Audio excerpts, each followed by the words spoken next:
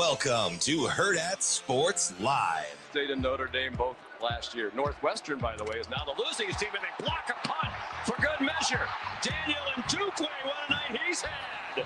When will you stop and appreciate how special and how historic all of this has been? I'm really not thinking about the next game. I'm thinking about cracking open a beer. Williams throwing, and it's caught for the touchdown by DJ Moore.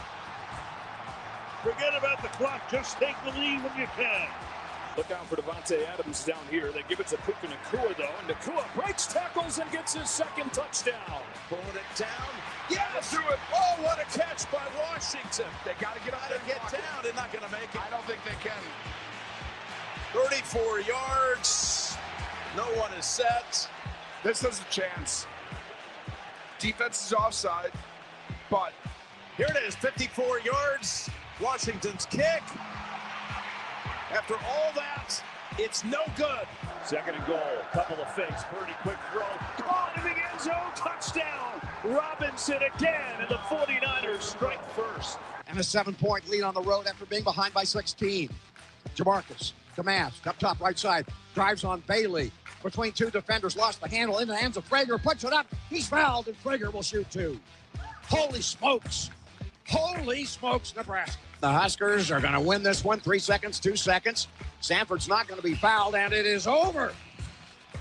It is over. Nebraska on the road goes 16-0. 5-0 in the conference, knocking off Indiana 83-77. Basketball School 83. Football School 77. Rename the movie. It ain't the Hoosiers, it's the Huskers. Good morning. Welcome in Hurrdat Sports Live, presented by a little dramatic. Next Gen Mail Medical. That's DB. I'm Ravi Lulla here at Hurrdat Sports Bar and Grill. What's up, DB? Oh, seemingly never passing up the chance to take a shot at football, huh? Yeah, you know, it seemed unnecessary. Torn between two lovers. Seemed unnecessary. Feeling like a fool. Who's that? Shane, is that Rita? Who is that? That could be Rita. Big Rita guy? No, no, I'm not a. No, I She's cool. I make fun of people that drink Ritas, but I mean good on them. Marga? Yeah. Why would you? By the way, did you know that Melania's gonna have a movie? I did not. I wonder, is it like free license? Like, did everybody just get to do what they want, or Apparently, just gonna be censored? Just out here, right? Well, I don't know. I mean, I'm sure she could. I mean, she could. She's already loaded. Sure. Like, if she wanted to, she could just do like a tell-all doc or book. Just a little tour. And she would make a bajillion. Is that a real number? Bless you. Not Hello, sneezy friend. Not mathematically, no, but I knew. Thank you. Talking about a little guy, so I said thank you. Good morning, Shane. How we doing? Good morning. We're gonna pick up right where we left off. I see. Yeah, big Rita Coolidge guy. There we go. It is Rita Coolidge, right? I don't know. I just Googled Rita Coolidge. Okay. It doesn't mean that she sang the song. I know. It doesn't. I know she's a real person. She was married to Chris Christopherson for a while. It's Mary. Shane, you knew this. You told me this before. It's Mary Eminem. It's Mary McGregor. Oh, Mary McGregor. Eminem. Marshall Mathers. Different Eminem. Okay. You're not a big Marshall Mathers guy? He's one of my favorites, as you know. But that wasn't that funny. I don't know. It's Monday. We're trying to get into it still. You are. trying to get into it still. My Friday was atrocious. We're not going back to that. My dog, I thought he had IBDD. He Yeah. did not move. He was in bad shape. Yeah. Turned out to be a pinched nerve. Ooh. But he's on 3 meds. I almost feel like it's the Big Lou commercial. Oh, it's like Big Lou, except he's on wife number, whatever they say. Yeah. But anyway, yeah. So my middle fatty is on the skids. My old guy is old. Mm-hmm. And this pup that got dropped in my lap, she's a little cutie, but getting on the same page in the household. Oh yeah, menace. You You gotta get everybody lined up, man. Can you say that for those in the back? You gotta get everybody lined up. Like, alignment is crucial here. And this is, I'm not. It's gonna make my stomach hurt just thinking about it right now. I'm not great at certain parts of the training, but like I defer those to my wife. She's very good at them. You kind of like pick your strengths, right? Got to figure out, but everybody's got to be on the same page. Gonna be the end of me. Much like a defensive coordinator, everybody's got to know what their role is. Yeah, so we're not gonna expound. But I did. You'd be very happy with me. I lost a whole night of sleep, but it was by choice. Well, so Friday night going into Saturday morning, I had to take. I think we're gonna go with Bella. So ooh, okay. Buddha, Big Game, Bella. I wanted Bluey, but apparently Zoe is the only one in our house that knew that Bluey was a girl. Even though I only knew that Bluey was a girl because somebody told me that Bluey was a girl. I think you told me that Bluey was a girl. But she has like the Max Scherzer thing going on. One blue eye, one. It may go back to being blue. Oh, it's got the like dual chronastic, whatever it's called. Chronastic. That's a nice word. I think that there's a term for Shane, it. have you ever? Never mind. I'm gonna. What? Why are you reading my glasses? I just think it's those are my lumberjack sturdy ones. I just think it's funny that they're called peepers. Hey, I'm tripping. Oh, you're just going to continue to gas this morning up. Oh, what I do? Friday, yeah. So Bella had got up on. I try to be on a good schedule. Anyway, so I bichromialism. Bichromialism. Yeah. What did you call it? Chronastic. Chronastic. Yeah. I was bichromialism. I feel like I was in the neighborhood. That's a. I mean, I just can't weave that into everyday lexicon, tough. but it's good to know, though. It's good. It is good to know. I knew there was a term for it. So it may go back to the other color. But I wanted to go with like Bella Blue. You know, I'm on kind of that B alliteration thing. Buddha, Biggie, Bella. And Caleb thinks he's going to swoop in and get her. So ultimately that may save my sanity. You may have to have a fight with Zobear there. Yeah, well, she can go live with him. Well, he's got enough roommates. I was going to say, apparently that's everybody's choice. Well, fine. It's like Ingerson pulls up the other day. He's got this monster truck. Yeah. It's like Lee Majors in the Fall Guys. Like, brum, brum, brum, brum, but he is a monster. Yeah. He's No. You guys see him. Has he gotten? I swear to goodness. I mean, he started at 6'7", so. This kid gets bigger every time I see him. Yeah. And now he's like yoked. So he looks like a dude. He like looks the part. Yeah, so it's funny too because he pulls up and I'm like, Caleb, what's going on? He's like, oh, Eric needs a key. I'm like, for what? He's like, oh, he's gonna keep his stuff at our house for a while. I was like, is he a roommate? Kinda. He clearly didn't want to elaborate, so I kept it pushing. Yeah. But you got somebody else moving in too. Yeah. So I'm like, what are you guys doing? New guy, right? Yeah. Yeah. He's like, oh, we're getting ready to move. I was like, huh? How big is this place they're living in? No, it's a regular house. Is it? Oh, yeah, it's nice. It's funny, too, because he's like, we spent a ton of time together last week, and I learned a lot of his little particulars and how this dude basically equates fans and media as the same people, so I had to tell him that really they're not. Yeah. But this is how. Mm-hmm. And then that he's out on carpet. Doesn't like carpet. Yeah, he's like, I'm looking for a place that has more carpet because they have all wood floors. And the only place that has carpet is in the basement, but it's 3 levels. It's an older house. It's kind of sweet. Yeah. Wait, so he does like carpet? Does. Okay. Does. And I'm like, shoot, I'd tear ours out in a heartbeat if I could. Yeah. So just, whatever. That's how Natasha's. Natasha's like a hardwoods. Yeah, I'm team. Do they call them laminates or is that just for countertops? So laminate is a type of material. But I think you're talking like the luxury vinyl. The luxury vinyl is the like new one that sort of looks like wood but isn't. Yeah. So okay. So as we continue to get, because we're already ridiculously close, and more news that breaks, he's now more comfortable saying "I told you so," as if I'm even arguing with him. So like occasionally. Wait, so like he's putting you in the same category? He knows better because I told you. Did I tell you on the way back from Nebraska City? He goes, you know what I think is cool? It's even you'll ask me to make sure. Oh, yeah. Because I may look at a coverage and I may see what happens and I shoot. But I'm feel always like going to be like, you feel like you know. Just so I'm not crazy. Mm-hmm. And I'll verify with him. But anyway, I heard this. I told you. and it's coming from downstairs. So I'm like, who are you talking to? Because the dogs were upstairs. Mm-hmm. He's like, man, I told you McGahee was coming back. Oh, yeah. I think that one surprised people. And I go, other people. yeah. And I go, who are you talking to? Yeah. He goes, man, everybody's blah, blah, blah about McGahee. Man, that dude never wanted to go. I was like, all right, cool. Yeah. Right? He elaborated. That's their own business, whatever. And about 15 minutes later, Parrot's coming back. Mm-hmm. See? Like, that's my boy. He was supposed to have been playing all, then he goes into this deal. I'm like, hey, man, who you talking to? Who you talking to? Like, I don't have any, like, I try to tell people, yeah, hey, he may say, test the portal, see what you can get so you're happy, so you know that the grass isn't green on the other side. You'll better, like, just so you can be at peace, mm-hmm. right?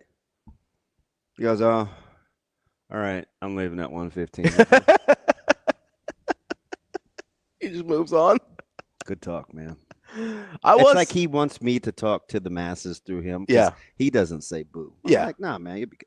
You'll be good. I think the masses were surprised by the McGahee thing. Yeah. So the players knew that he didn't want it because he came up to, they were talking after the bowl, he and Shavers, and it was like, hey, Joey is a trip.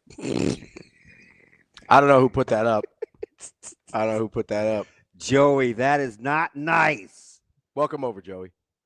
Hey, where you been? Good to have you, big dog. I think so. I mean, from the perspective, I think McGahee was telling the players that he wasn't interested in. He didn't really want to leave. He just, what these guys got to realize is, mm-hmm. like, if I could just have a memo, like, your coaches are going to challenge you. And I think your head coach is to the point now where he's not going to want to coax you into wanting to be here.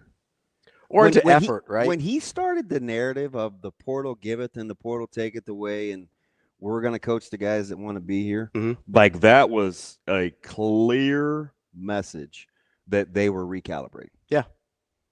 Like, I don't want to speak for anybody else. This is just my opinion. My open onion. I think that is why the starting quarterback for the last 2 years is not here anymore. Yeah.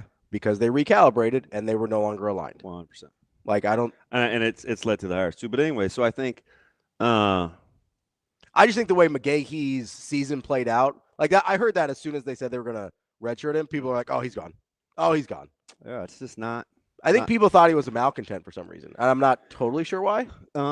Sometimes adults, so my whole eyes were open to this perspective. Even though I thought it, I didn't say it out loud because I didn't think of it that way. But, when we were in the car and Caleb goes, like, we're young. Sometimes we just say a lot of things. And sometimes you say a lot of things to other people. And other people take it more seriously. Yeah, as opposed to just saying. Like, you could be venting. Oh, they're just being kids. Yeah. Right? And then you tell one person and then another. But at no point, I think the players always kind of felt like McGahee was one of them. I was glad to see Dylan Parrott come back. I know that bug. Yeah. Like, that bugged me. Because if you would have been more available, I would have probably reached out. But yeah. I don't know what you were on this weekend, which is fine. Like, I'm going to officially kick you out because. What did I do? Oh, I'm a super hypocrite because. I want you to be available when I want you to be available. But you don't want to be available when you don't want to be available. Correct. That's fair. Yes. Yeah. So, although for you, I am. Yes.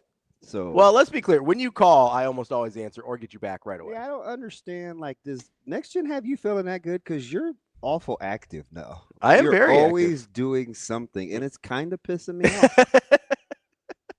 So anyway, no, it is because I was in a funk Friday and Saturday with the dogs. But yeah, I'm like, hey, your boy's back because you had a mini meltdown the other day after the off air about Parrott. Yeah, which was a weird, clingy take. So it's dumb, but I liked him in the fall practice that I saw. I thought you did. I thought he filled a need that Like if you're looking at it, if you're looking like, hey, we need some help on the defensive line. I don't love how they're playing. He's a big, strong dude too. Big, strong dude. And like I legitimately thought, and listen, I saw one practice, so take that for what you will, right? But I'm gonna take it as poopy. Which it might be, who knows? But in that one practice, he was the guy that beat the offensive lineman the most consistently. Mm-hmm. He was the guy that was the most dominant even in that group. And so I sit there and I go, okay, I get that might not be every day. But if that's a problem you're having, maybe give it a shot. Yeah. That's the thing I had a hard time with. So good on you. With this whole year. So I was glad to see him come back. I was glad to see McKEWON come back. I was glad to see Tarver come back. And now you have the curious case of Keona Davis. I know. I'll be honest though. So if Keona, is he in? Is he out? Is it official? Is it not? Yeah. Because his parents did come up here to Lincoln. Yeah. Almost a year ago. About to this date. Yeah. Because this happened last year. Will you feel better? Or are you content either way? I'm fine either way. I'm a little frustrated that he's done this twice. Okay. Like, I understand the, like, hey, go see what's out there, put your feelers out, like grass isn't always greener. He already did that. So I don't know why he had to do it again. Yeah. So I like if he's just not ready to be here, that's fine. I'm kind of like, I don't know, we said this last week when, some of the names are going in, and I go, there's not a lot of guys on this roster, or maybe nobody on this roster, where I say you can't move on without him, right? And you said Pritchett, and I go, that's a good point. But outside of that, I want the guys that want to be here. That's one of the reasons. Like, I'm happy they're taking Danny Kaelin back. I don't know if he's ever going to play here. I really don't believe how that fell into their laps. Yeah, it's basically the exact guy I wanted. Exact thing that you wanted. I know. Like to the T. I was like, what are the odds? He's low and low maintenance. I may or may not have had this conversation with somebody affiliated with the program. I'm like, he doesn't need a babysitter. Yeah, super low maintenance. He's gonna compete. 100% wants to be here. If you had to play him, you'd probably be fine. You'd be fine. Yeah. And he's not gonna rock the boat. Yeah. And he bleeds Nebraska. He loves the university. He loves the state. You know the cool thing about this though, this is why I've always, as you know, even since high school, I rock with DK. Mm-hmm. I got why he did. It's kind of like another quarterback that everybody wanted, right? That's not in Lincoln. Yeah. When it doesn't go the way you want it to early in the recruiting process as a sophomore or whatever, like it's easy to develop feelings. Sure. I feel this way about this school because this is what seemed to happen. And then it's, well, I don't really want to go there ever anyway. Mm-hmm. So then they don't really recruit you. Yeah. I mean, everybody on the outside has their own opinions. And this all starts when you're like 15 or 16 years old, by Correct. the way. So correct. Like that, I think, is an important thing to remind people for transitioning from one regime to the other in terms of recruitment and then falling in love with the place while you're there, good on both the guys, right? DK for being open and receptive, understanding that different philosophies, new sets of eyes. Hey, this is what we're about. And you don't have the 600-pound gorilla in the room. And now it's like, what's that? Oh, wow, you just no. I'm just saying, like, if Dylan Raiola isn't here blocking, it's okay. I know how you feel. I'm saying if you don't have a 5-star legacy in the way of playing time, Danny probably never leaves. I know. You know what I mean? So I'm not. So I say, good on him. Like, I'm not trying to. Like, this isn't a Dylan thing. It's just like there was a clear obstacle to anything that resembled playing time. It was just cool to hear Caleb say, because usually when he says DK, he's talking about Danny King. Yeah. He's like, my boy DK back in the fold. Let's go. Yeah. And I was like, oh, you pumped? He's like, let's go. Can I ask a question? You may not know the answer.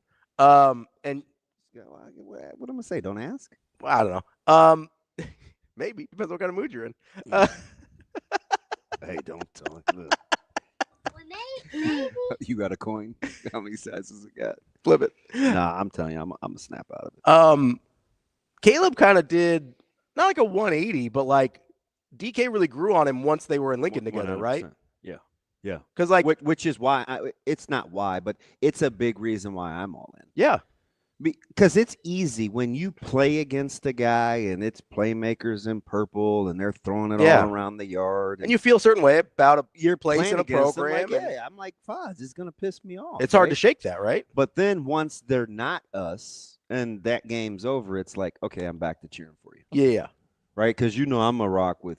I mean, unless there's only like a couple of kids where I'd be like, don't want anything to do with you. Sure. Yeah. And one of those is now somebody else's problem in the Metro. But anyway, that's so childish. Knock it off, DB. Lock in. I had to rewind. I think I know what you're talking about, but it's fine. Grow up. I'm going to grow up. Like that, yeah. So roll stinks. Yeah, they spent a ton of time together. Yeah. Whether it was like study or, just chopping it up. And so he really, really likes him. Mm-hmm. And which, by the way, the other Danny King, Shane, I'm going to give you a number. I want you to call this young man and be like, hey, did you like the deer meat? Because he didn't call and say thank you. I sent a bunch of deer meat. Come on, Danny King. I sent a bunch of venison home with him. Gratitude. He doesn't. And knowing Caleb is probably still sitting in his back. He never got it. I took Caleb to this butcher shop because they were dying to see him. Oh, yeah. And is it the pig place or the beef place? It's local. Yeah. And it used to be my go-to before. Oh, gotcha. Yeah. So it took him in to see the guys, and they're just throwing all sorts of stuff at him. And so he's looking around. He's just captivated. He's like, oh, they have this, and they have that, and they have this, and they have that. And I was like, yeah, man. He goes, man. He's sending pictures. Mm-hmm. I'm like, what are you sending that to? And he goes, Danny, man, he loves venison. And I had a roast that Jernigan gave me, like part of the shoulder. I don't know what, is it a roast? What's the shoulder from anyway? So I had one of those vacuum sealed. Mm-hmm. This place had a couple of steaks, sent home a couple of sausages. So, because Danny King is one of those guys he's got a nice mature palate. Okay. So he's the only one that keeps them from eating freaking chicken fingers. And because I know freaking Donovan is like, he ain't cooking. Caleb just got introduced to an air fryer, so that's all he's doing. Oh, he's a pup. That's all he's doing. Well, I mean, what are we talking about? He's over the training table. I'm like, how are you over the training table? But it happens. Yeah. So anyway, they're starting to put it together. I think they're almost done with the portal.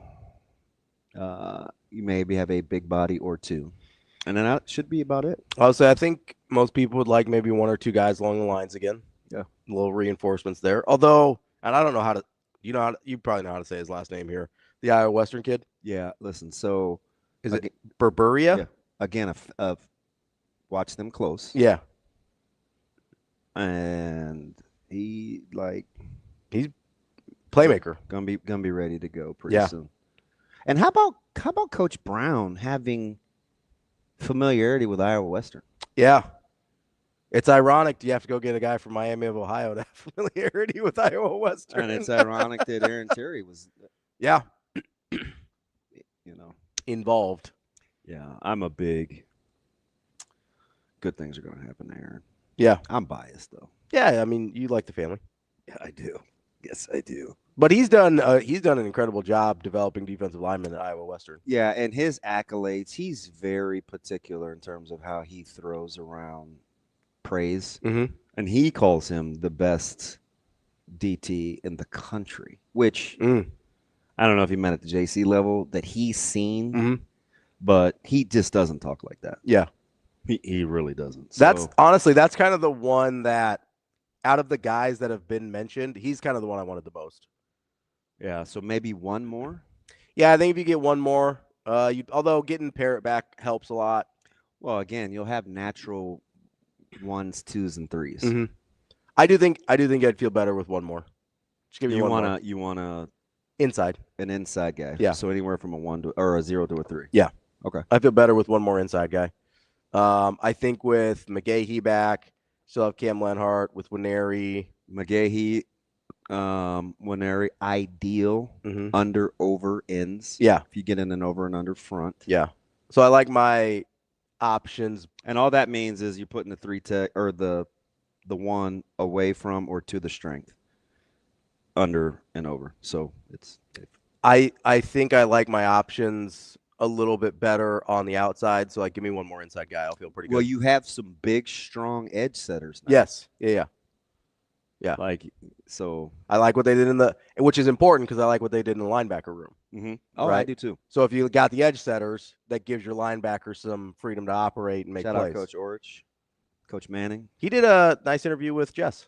Yeah, I don't love to give her any credit. Oh no, I was giving him credit, but she's very she did a good job at what do I always tell? She's very disarming. Yeah. Which is why she's good with student athletes. Kind of taking the temperature sometimes down. They're revving a little high.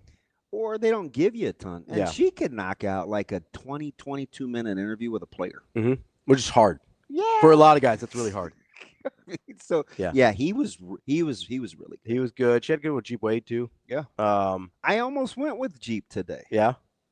I almost went with Jeep. But I could not go with Coach Hoiberg. What was his line that I think is gonna end up on a t-shirt? Simple, fast, violent? Yeah. Yeah. We should make that a t-shirt. Simple, fast, violent. Yeah. Wow. That's all it needs to say. Is it? Yeah. Yeah. Simple. I'm like, violent. you know what, Coach Hoiberg? I can't even believe it was a second thought. You should have been first and foremost. Oh, he's got to be. Yeah, so I put old Coach Wade back in the backseat. He could be here tomorrow. I set him down gently. I didn't toss him. We need one. I think we need one more on his side too. So there's a spot for a third head, but I don't want to buck what we've been doing. No, I just Although meant we've gone 75 since the heads. Should we maybe we switch change it up a little bit? Well, I'd have to. Will you share your side? Yeah, sure. Well, absolutely. you have that big 1989 Atari plug-in. Can we get I got the block. Can we get a different Nope, plug-in? it's my old school. We're sticking with it.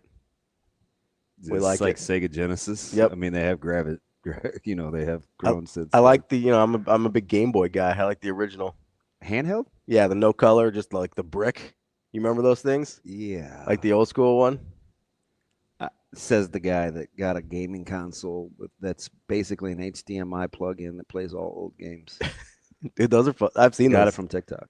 Are if the remotes were a little like the controllers? Yeah.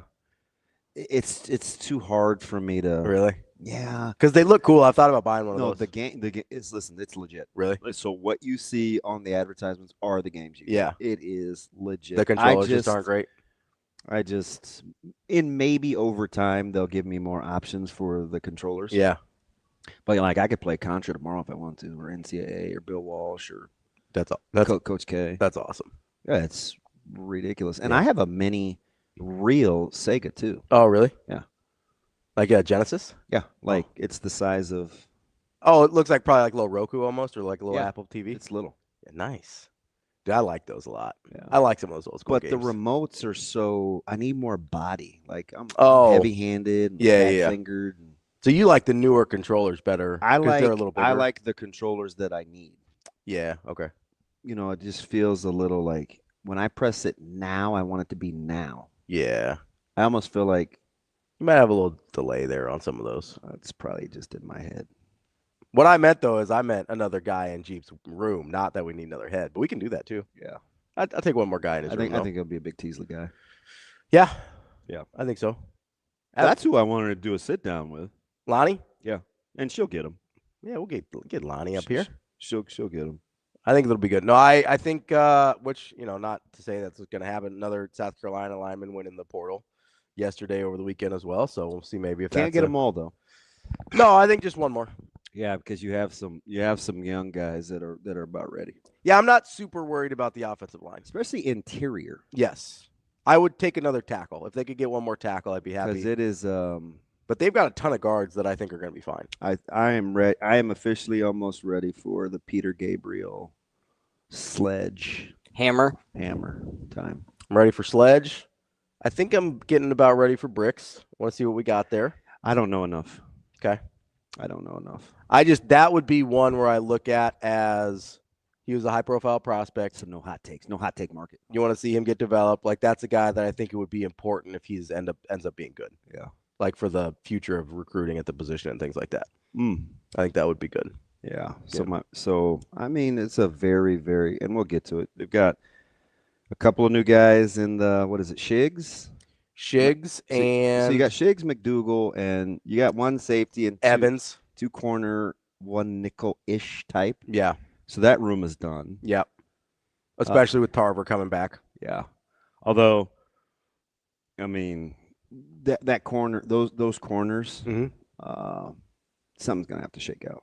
Yeah. Something's gonna have to shake out. I mean, it's only so many spots. Correctamundo.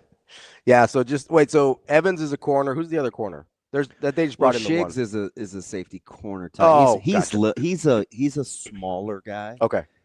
But he will tackle. I mean, he played 2 years at Towson. So kind of a this might be too linear, but like a little Hartzog replacement. Potentially. Yeah. Can do kind of both. Yeah. I'm gonna watch it a little more. Yeah. Because the thing that I like about what Towson did is they played against a lot of teams that were better than them. Mm-hmm. So it gives me a good. I'm not one of those guys will look at where a guy came from and make any. Be like, oh, it's Towson, or oh, it's Bama. Yeah, so I just look at who they. Right. Yeah. Because even sometimes to the good, it doesn't mean Yeah. anything. Because there's a reason they're leaving. Yeah. So I like to. I like to watch. I think it's an interesting case study. That almost worked against a guy like. Remember how slow we were to come around on like MJ Sherman? Oh yeah.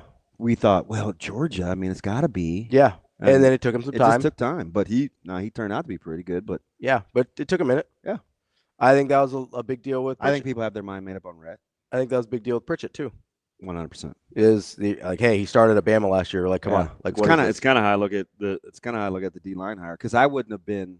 I mean, whether you got a guy from a junior college or whether you got a guy from the MAC or yeah, but you look at Miami, Ohio, and you go wherever else. I look at sure. So the big thing I've changed over the last 10, 12 years. Mm-hmm. And the guy I was just talking about, Coach. I think a bigger deal than, especially as I see all these coaches come from other places in football, different levels. And be successful. I mean, there's an NFL coach that I'm watching that's going to play next week in Seattle that in essence came from high school. So that was his deal. Yeah. Or I've just seen evolution come from other places. I mean, were you thinking IUP, Elon, James Madison, national championship? No. Yeah. So I'm not married to where guys come from. Sure. Yeah. What I do like is how you work with everybody else. When I look at Lenzer or Ziegler, because that staff got shuffled in and out. Mac was losing coach after coach after coach in like a 5-year stretch. Yeah, year after year after year. It kept having to So I think that's more important than like the label of where you came from. So that's what I'm going to be watching. Because when I watch the way that he teaches and that he's familiar with Orich, you don't have to micromanage that. Like, hey, I want violent this or my foot this or like you know how there's a shorthand. You know how the quicker you can coach shorthand verbiage, the better off you're going to be. Yeah. Because a lot of times year one may be language. Then year two is, oh, hey, now that we can use shorthand. And then year three is you're using shorthand or whatever the duration is, it takes time. The quicker you can do that, like familiarity with Manning and Brown and Orich will help. Yeah. Right? Because even good teachers that have to teach and they're learning somebody else's verbiage, like when Tollefson was helping at the bowl game. Yeah. Right. If he can just do his own thing, hey, this is what I learned. Like it'll be quicker than if, hey, is this cool? Is that right? But there's the getting to know you period, right? So sometimes that stuff just takes time before you actually see what somebody is super capable of. I think a lot of times when we just don't know, we lean on where they came from. Yeah. Right. Like I think that's our fallback when it's like, I didn't watch Towson. not going to pretend like I did. So I go, would have rather gotten a guy from a Power 4 or, a really successful group of 5. Mm-hmm. But as we've seen, there's a lot of good players at that level. There's a lot of good coaches at that level. Yeah. Right. And so I'll be honest. Sometimes you almost have to be, I don't want to say better, but you have to be a different kind of coach sometimes based on how you're leveling up. I also, and I've seen this, and so this is more basketball than football, but I think it applies everywhere. A lot of where you start has to do with where you played. Yeah, and I'm a huge fan of this, and it happens with coaches too. I always usually talk about it with players and opportunity. I mean, sometimes you just need somebody to do what? Believe in you. Believe in you. Yeah. Sometimes, you need somebody to blow a little air in your sails. Absolutely. And I'm a huge fan of the more mature person should go first. Because what I hate, and we do this as fans sometimes, I'll look at something and I'll say, well, if he's competitive, or the situation doesn't matter. Like if he competes, he's just going to compete. And I started thinking about it over the last handful of years, and I'm like, you know what? You know what really bugs me is stop putting the pressure on the second person to mount up. Sometimes you have to. Yeah. As opposed to me looking at a player and saying, hey, man, if you're competitive, like you'll just blank. And I should be saying, hey, man, it's my job to coach you into what I want you to be. Yeah. Because that's ultimately what it is, right? Yeah. It's my job to coach you into what I want you to be. So, but coaches do that to players all the time. Well, if he's competitive, he'll do blank. No, how about you put him in her in an advantageous situation so you can get the best? Because it's hard to ask.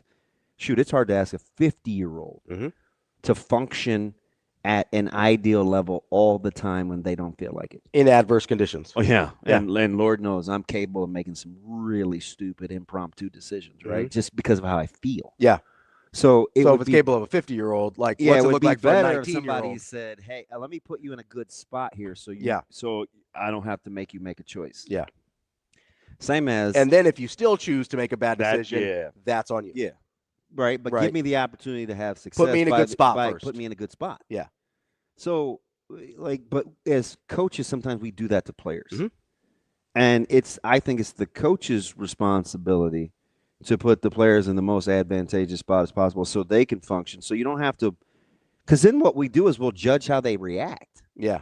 It's like, well, you're not helping. Exactly.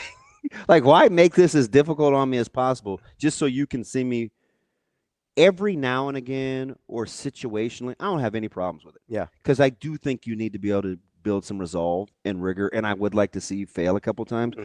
But don't intentionally do that or pull the rug from under me and then grade me on it. Right. Especially, I think there's like a process to this. I do too. Right? Like I think the testing failure should come later. After you feel like they're fairly equipped. Yeah, after you've helped them become equipped, right? When you put them in positions to be successful. Like if there's a guy in your secondary, you're like, hey, I think he sort of struggles in space, but I think he's really good on the boundary. Yeah. Right? You say, hey, I'm going to only put him on the boundary until I feel like I've equipped him to play in space. Oh, I know. Yeah, that's a good example. You know what I mean? We've talked about that's that a real life thing. We talked about right? And so they got him to function at a really, really high level by narrowing what they're asking him to do. Hey, you are a boundary corner. Just do that. And did that pretty well. And we saw what happened. Right? But there's going to be a time where they're like, hey, let's try and ask you to do a little bit more and see what it looks like. Yeah. And that may or may not work, and you may have to kind of dial it back and say, okay, well, let's stick with this thing that we know you're good at. But I do feel like it's the obligation, and I realized this in real time while you were talking. This is one of the reasons I stopped coaching, is because I'm not good at that. I'm not good at, like, I'll put it on the player. I'll be like, well, I need you to be self-motivated. I need you to be this. I need you to be that. I need you to be competitive. And then if you're not willing to do that, I have a hard time meeting you somewhere else. Which is funny. I love the self-awareness because I asked you when you were describing your ideal quarterback and who you wanted to bring in. Yeah. And I said, hey, so are you just going to find that guy? And you go, no. Well, as long as you just tell them what they're dealing with, what you need, I think those guys are out there. Yeah. So what did you preface it by saying? As long as I tell them. Yeah. And then whose I? Is it it's the more adult person, right? Yes. Exactly. Right. It's on the responsibility of the person to like set expectations, which I was good at that. I was very good at be like, hey, this is what I expect from you. But if you weren't there, I had a really hard time going back to get you. Yeah. You know, and that I think is tricky for honestly, if I had to guess, and I do not know, so I want to make that very clear. If I had to guess, I think that's probably the thing Butler struggled with the most because I don't think you have to do that in the NFL to the same degree. Setting the expectation of the well, not just setting the expectation, but also going back to get the guys that weren't there yet. Because in college, you need some of those guys. Yeah. You need some of the guys that aren't there yet. I agree. Right? I 100% agree. Because I think sometimes too often we say, we'll look at a situation and be like, well, that guy can't do this. And then you put him on the shelf. Yes. You're just not really afforded that luxury. I think with college kids, especially. College kids for sure. NFL, like, you're just like, well, I'll go get somebody else. Yeah, you'll go get another one. I'll go get somebody else. Yeah. Like, there's a lot of guys that physically are capable of what you're capable of. Let me go get somebody else. You know who's benefiting from that in a different sport? Who's that? Like this is what we need, flourish in this role. What's that? Frager. Oh, yeah. Because if you ask too much of him right now, he would struggle. And if you put him someplace else with other people, you may not get this version. Just had this conversation with some people that know in the recruiting world about Frager getting late run from Michigan State and Izzo's assistant that was recruiting Frager. Yeah. And I'm talking to this person, and I'm like, you know what, though? Here's the thing. It's not apples to apples. Yeah, I don't know if that's a good spot. It's not so much that as much as the message from Fred and Big Easy and Nate is specific and it's particular to what he needs. Yeah. Right. So then when he receives that, it's like, oh, okay, this is my relationship I have with them. This is how I'm rocking. Yeah. You may not get that other place. I say this all the time with interviews. People may sound different with me or you or us or Shane or whatever than they will someplace else because of playing to their strengths or or not playing to their strengths or being able to be disarming or whatever. That's adults. Yeah. You know, you mentioned basketball and Frager. One of the things, and I've said this for a long time, one of the things I always loved about the Spurs organization, and I know you don't like that, but the Spurs organization and what Popovich did well was they would always ask, what can this guy do versus what is he not capable of? So they would find a guy like Danny Green or Thiago Splitter or whoever, some guy that nobody else wanted. I mean, Danny Green literally got cut by half the teams in the league before he landed on the Spurs. Shane, bold Josh's comment. I know it's long, but bold it so I can read it because this may read into Ravi's point. But the ability to say, hey, this guy can do this, and if I only ask him to do this, he will be successful. As opposed to saying, well, you know, and I always use Danny Green as an example because he's an easy one. But you say, well, he can't really create off the dribble. He's not a good ball handler, not a great passer. It's like, yeah, but he can shoot the ball and he can play defense. If I ask him to just shoot the ball, open, set shots. Why do you think that's so hard? Because I think we always want more. Or I think sometimes with coaches, you just think, I mean, you have your irrational confidence in terms of, oh, I can teach him to do this. Yeah, we see that with quarterbacks. Or, yes, we all the time do see it with quarterbacks all the time. We also, I think there is a self-awareness as a coach too. And this goes back to identity, which is something that I give Hoiberg a ton of credit for, both offensively and defensively, finding like a firm identity for this team. Is if you don't know exactly what you need guys to do more than they're capable of. Funny you should say that. Shane, bold Josh's question because it is legit. So this is long. It says, Nebraska been giving all kinds of people chances for years when they need somebody to believe in them, coaches and players alike. Feels more of the same. We always miss. Works out great every single time. In some ways, it does matter where people come from. How else do you know that they are ready to make real progress here with some level of guarantee? Or are we just flipping a coin and hoping? Josh, that is a beautiful segue. Totally fair question. Legit fair. Absolutely. Like this legit, right? Yeah. 100% fair. What'd you just say, though, about the knowing what you want the end thing to look like? Yeah, so that's the key, is you have to have, and that's honestly, that's the thing that I think Curt Cignetti is probably the best at. It is. That's his I superpower. I agree. Like, that's his superpower. I agree. He talks all the time about specific things. Mm-hmm. He knows what he wants it to look like. So he'll look at a guy and be able to tell. And that's why he has a high success rate in terms of talent. That's why we think he's an incredible talent evaluator. So to Josh's point, the closer Nebraska gets to knowing what they want to be and what they want it to look like, it will be less of a coin flip. Can I make a and you can ask me follow-ups, Josh. Yeah. Just because that's a good question. It's a great question. Because he's right. He's 100% right. Yeah. We never know what we want. I always talk about drawing with markers or pencils or and maybe I'm supposed to be airbrushing. Maybe you want an airbrushed photo and you don't tell me. Yeah. So here I am. I'm like, well, you're with your colored pencils. I can only really draw with fine points. Yeah. Right. So I'm not a fat marker guy. Yeah. I don't like dull crayons. So you think you did a great job. I'm like, okay, hey, you want the skyline here it is. And they're gonna look at it and they're like, oh man, this sucks. I'm like, God, this is the best I can do. Yeah. Like, no, man, I wanted it airbrushed. And I'd be like, oh, why didn't you Or tell they're me? like, I wanted a 3D architectural rendering. When I said drawing, that's what I meant. Yeah, so I don't know, and it used to always drive me crazy because we would compare development to these schools like Wisconsin and Iowa. And I'm like, guys, but they know what they want the end game to look like. They can get a 6'6", 265-pound lineman out of Eau Claire and know exactly what he's going to look like. 3 years, what that's going to look like. So where we had failed with hires and staffs and players is we were still kind of crap shooting on what we wanted to be. Mm-hmm. And I used to roll my eyes at the whole identity thing. I swear to goodness, I used to. I think it might be the most important thing. But I still will say this. Mm-hmm. It has to start with how you want to go to work every day. Sure, but that's part of for me, that's part of the identity. But we couldn't figure out how we wanted to go to work. Yeah. But again, to me, that's part of the identity. I think when some people say identity, they think offensive system, defensive system, right? And if it's just about that, you're right. It's overrated. It's not. That's a good point. That's fair. It's not without value if it's just those things, but it is overrated. Yeah. When you're talking about how we go to work, when you're talking about, that other dreaded word we always talk about, culture, when we're talking about offensive system and defensive system, and all of those things have an identity. I think there's been times where the coaches in the past, because somebody asked, how do we still not know? Fair question. There's been too much turnover, and it changes every time, right?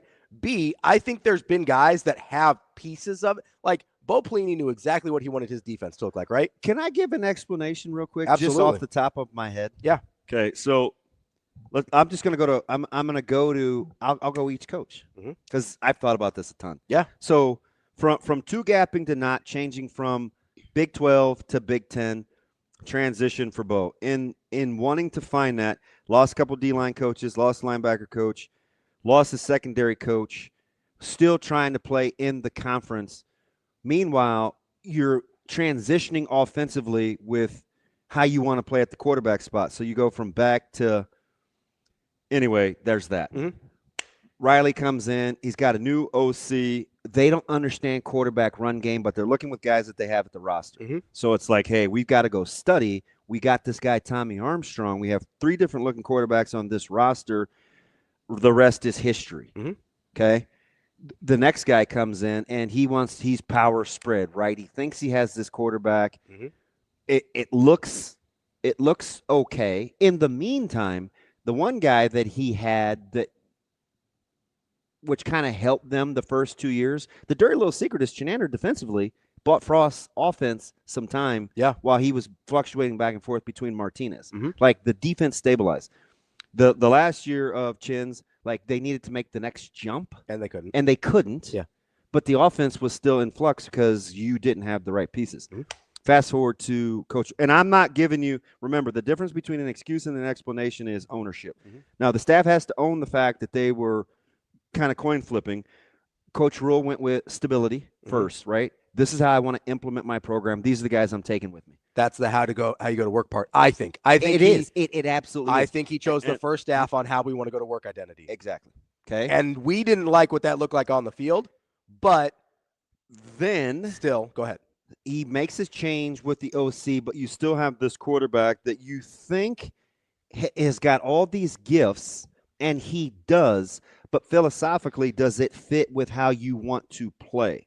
That was always the disconnect on offense. He has these strengths, but I'm not sure how this rides with how I want to play in what we want to do versus what we need. And he always kept saying that, right? He always. That's all I was going to say. And then defensively, you think you have a guy. You like this system. You like the way they practice. You like what's going on. For whatever the reason, moves on. He's got to go someplace else. He wants to go someplace else. You try to smooth landing it as best you can. With internal. You did not get it right. So you have to start over. I'm not telling you like, oh, be okay with it. But when you're kind of searching and grabbing and reaching for straws, that's why it seemed, to Josh's point, that's why it seems like a coin flip. That's why it seems like we can ask the question, how do you not know? So I'm willing to open myself up to be wrong again and say, all right, Coach Rhule has all these attributes that I like. He's this, he's that, he's this. I'd like to see him tweak this. I wouldn't do that, but you can tweak this. If that fits your personality, you do you. I don't want you to be, you have your own image. You can play to that, but I still think he's figuring it out. I do. Yeah. Right, wrong, or indifferent. He's not, 66 years old in the cut, Cignetti with 6 confidants with him, right? And that's going to probably be about the last time I make the comp. But I did say last week or 2 weeks ago, the methodology for Sig is portable. There are things that are his methodology is absolutely portable. Now you may not get the immediacy of the results that he got, but there are things that you can take. Okay, so again, Josh is rolling this morning. Josh, you may be okay. Shane, can you bold his second comment? Because this is a lot of people. So he says, but we don't have Curt Cignetti. He is a serious 1 in a million. Agree. That's what's – hang on. Sorry. That's what scares me to death. I feel like we're playing the lottery too much at this point. I don't see identity. I don't see the university wanting to win. Fair. But let me – hang on. Okay. Just the perception. Just the perception of what – on the surface of what Josh is saying, do you feel like – is there much to pick at? The one thing that I would bristle at a little bit is I do think the university has shown an enormous investment in wanting to win. Fair. They do want to win. That's all. Now let me. That's all I'm going to push back on that. Let me give you the answer to what I. Again, I'm going to cheer for who's at the top until I think they're ill-equipped to get the job done. Okay, that's fair. Just how I am. I think that's totally fair. Right. So. What I think the thing is, Josh, Shane, you got to bold it again for me because I don't have my. He says, but so some of Cignetti himself is 1 in a million. The traits that he exudes are not. It is resolve, conviction, and getting the right people in the building. He almost always starts with getting the right people in the building. So. While Coach Rhule, this is just my opinion from the outside in, what would you guess is kind of the one thing in stark contrast that you've seen him change the most this time around with the coaching hires? I want to say experience. I'm not here to say right or wrong. I'm just going to let you keep going. That was the biggest thing for me. It seems like he's taking fewer, not flyers, but risks on guys that haven't had this job before. So I would say, you agree with this or not? More like-minded, stylistically people in the building. Yes. Okay. Yeah. So, Josh, that's a fancy way for me to say I think he's trying to pull a Cignetti-esque type thing with getting people in the building that can carry out his message. Because the one thing that Coach Cignetti doesn't have to worry about in that building right now is being the last to know. He's not the last to know. He's got a bunch of lieutenants that are coming back to him on the regular with how that building is running, and nothing catches him off guard. When you are secure with all your lieutenants, I don't know how it goes. Are they lieutenants? Sure. Are they the ones that are like right below you that carry out the deal? I think so. When your lieutenants have the exact same message as you stylistically and what they want, you can continue to drive home the message. But when you're spread a little thin and you have to put out this fire and put out this fire and put out this fire, and you're not experienced enough with where you are, you're going to get what Nebraska's gotten. The ups and downs and the EKG of they look like this 1 minute and not. So what I think he's really made a concerted effort of doing this time around is getting the right ideology. Now, it's not unity, T-Mac. So hear my heart. He says, DB, I thought we were past the unity of message thing. It's not necessarily unity of message as much as it is stylistically. Here, listen to what I said about the losing of Cooper and Tony White and having Dana Holgerson paired with Dylan Raiola's skill set. That is a real thing. It is disjointed by design, like just by its nature, just of how it unfolded. It's disjointed.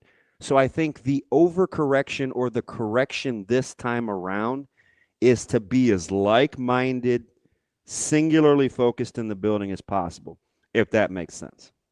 Does that make sense? It does make sense. Yeah, I think so. That's just my opinion, T. So, like, I get this. The 1 in a million part of Cignetti is the experience and the dudes that he brought in that building to run that building.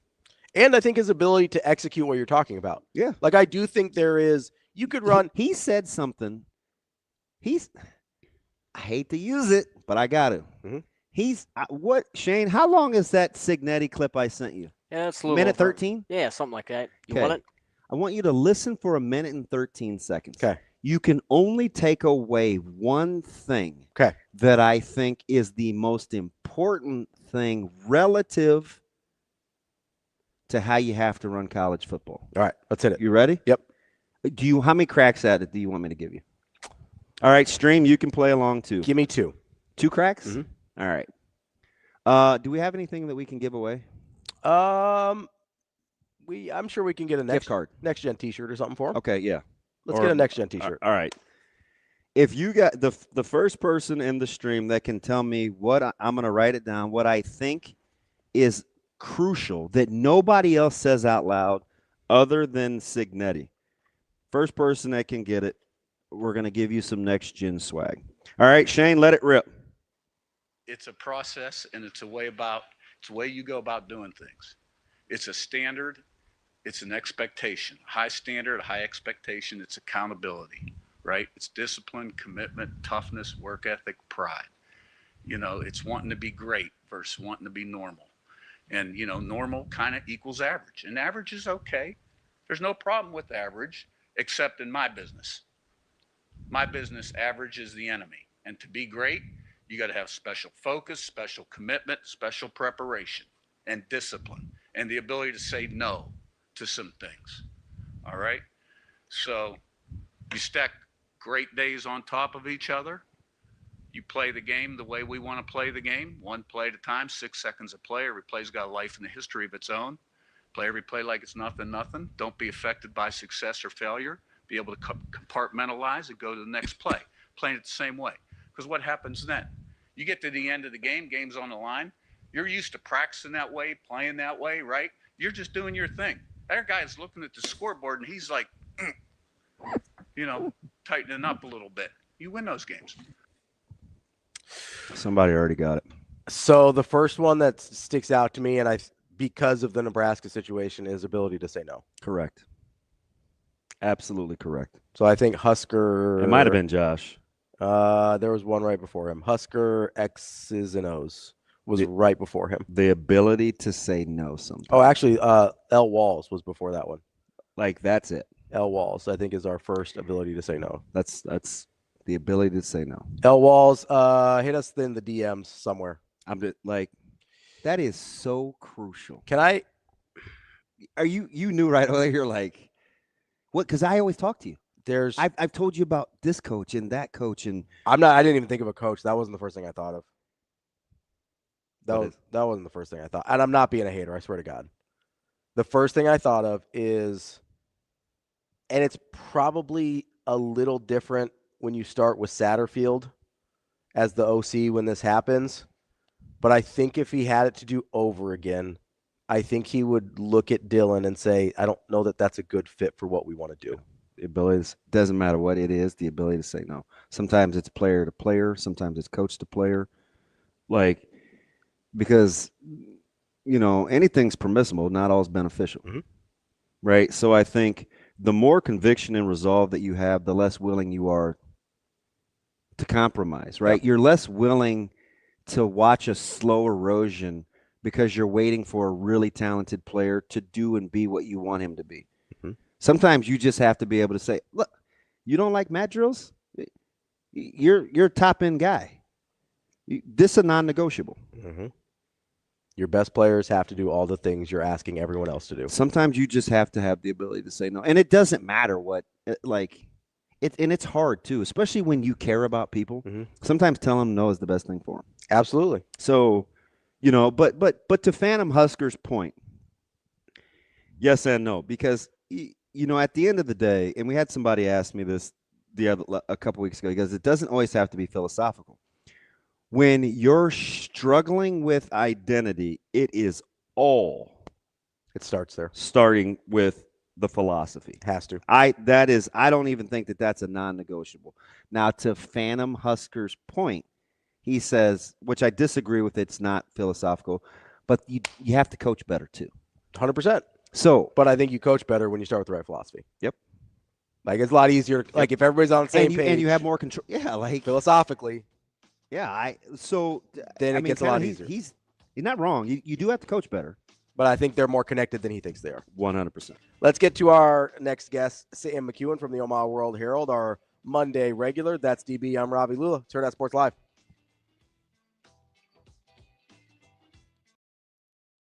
Really good. Sometimes, matches, like Silas was disappointed. Even Christopher was disappointed how he wrestled, but things are going to happen. It ain't going to be a blowout all the time, and it's not going to be perfect. And that's why it's called wrestling, right? Someone's going to score on you once in a while. And, Christopher didn't make a great decision there, and he got, turned for two, kind of turned himself, really. But, that's how you learn. And he came back and made it up with getting a late takedown. So really good. And he looked good. Our conditioning is pretty good, and we'll keep sharpening that area up. So I got.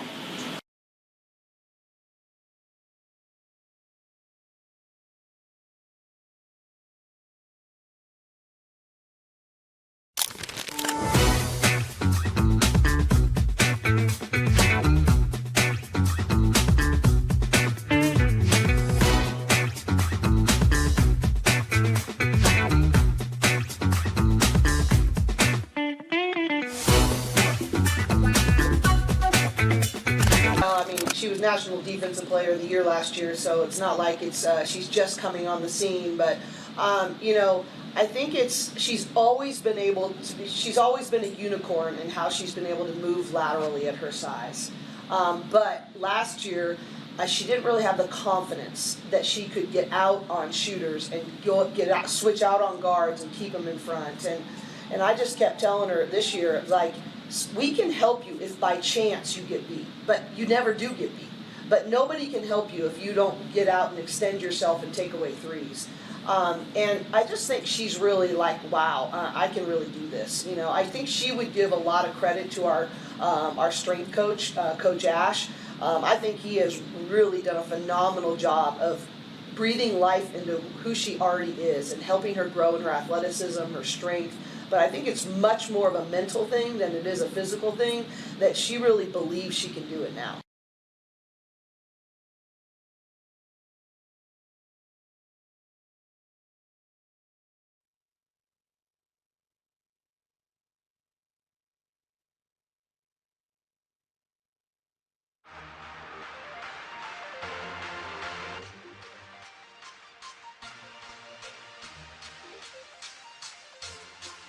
Welcome to Hurrdat Sports Live.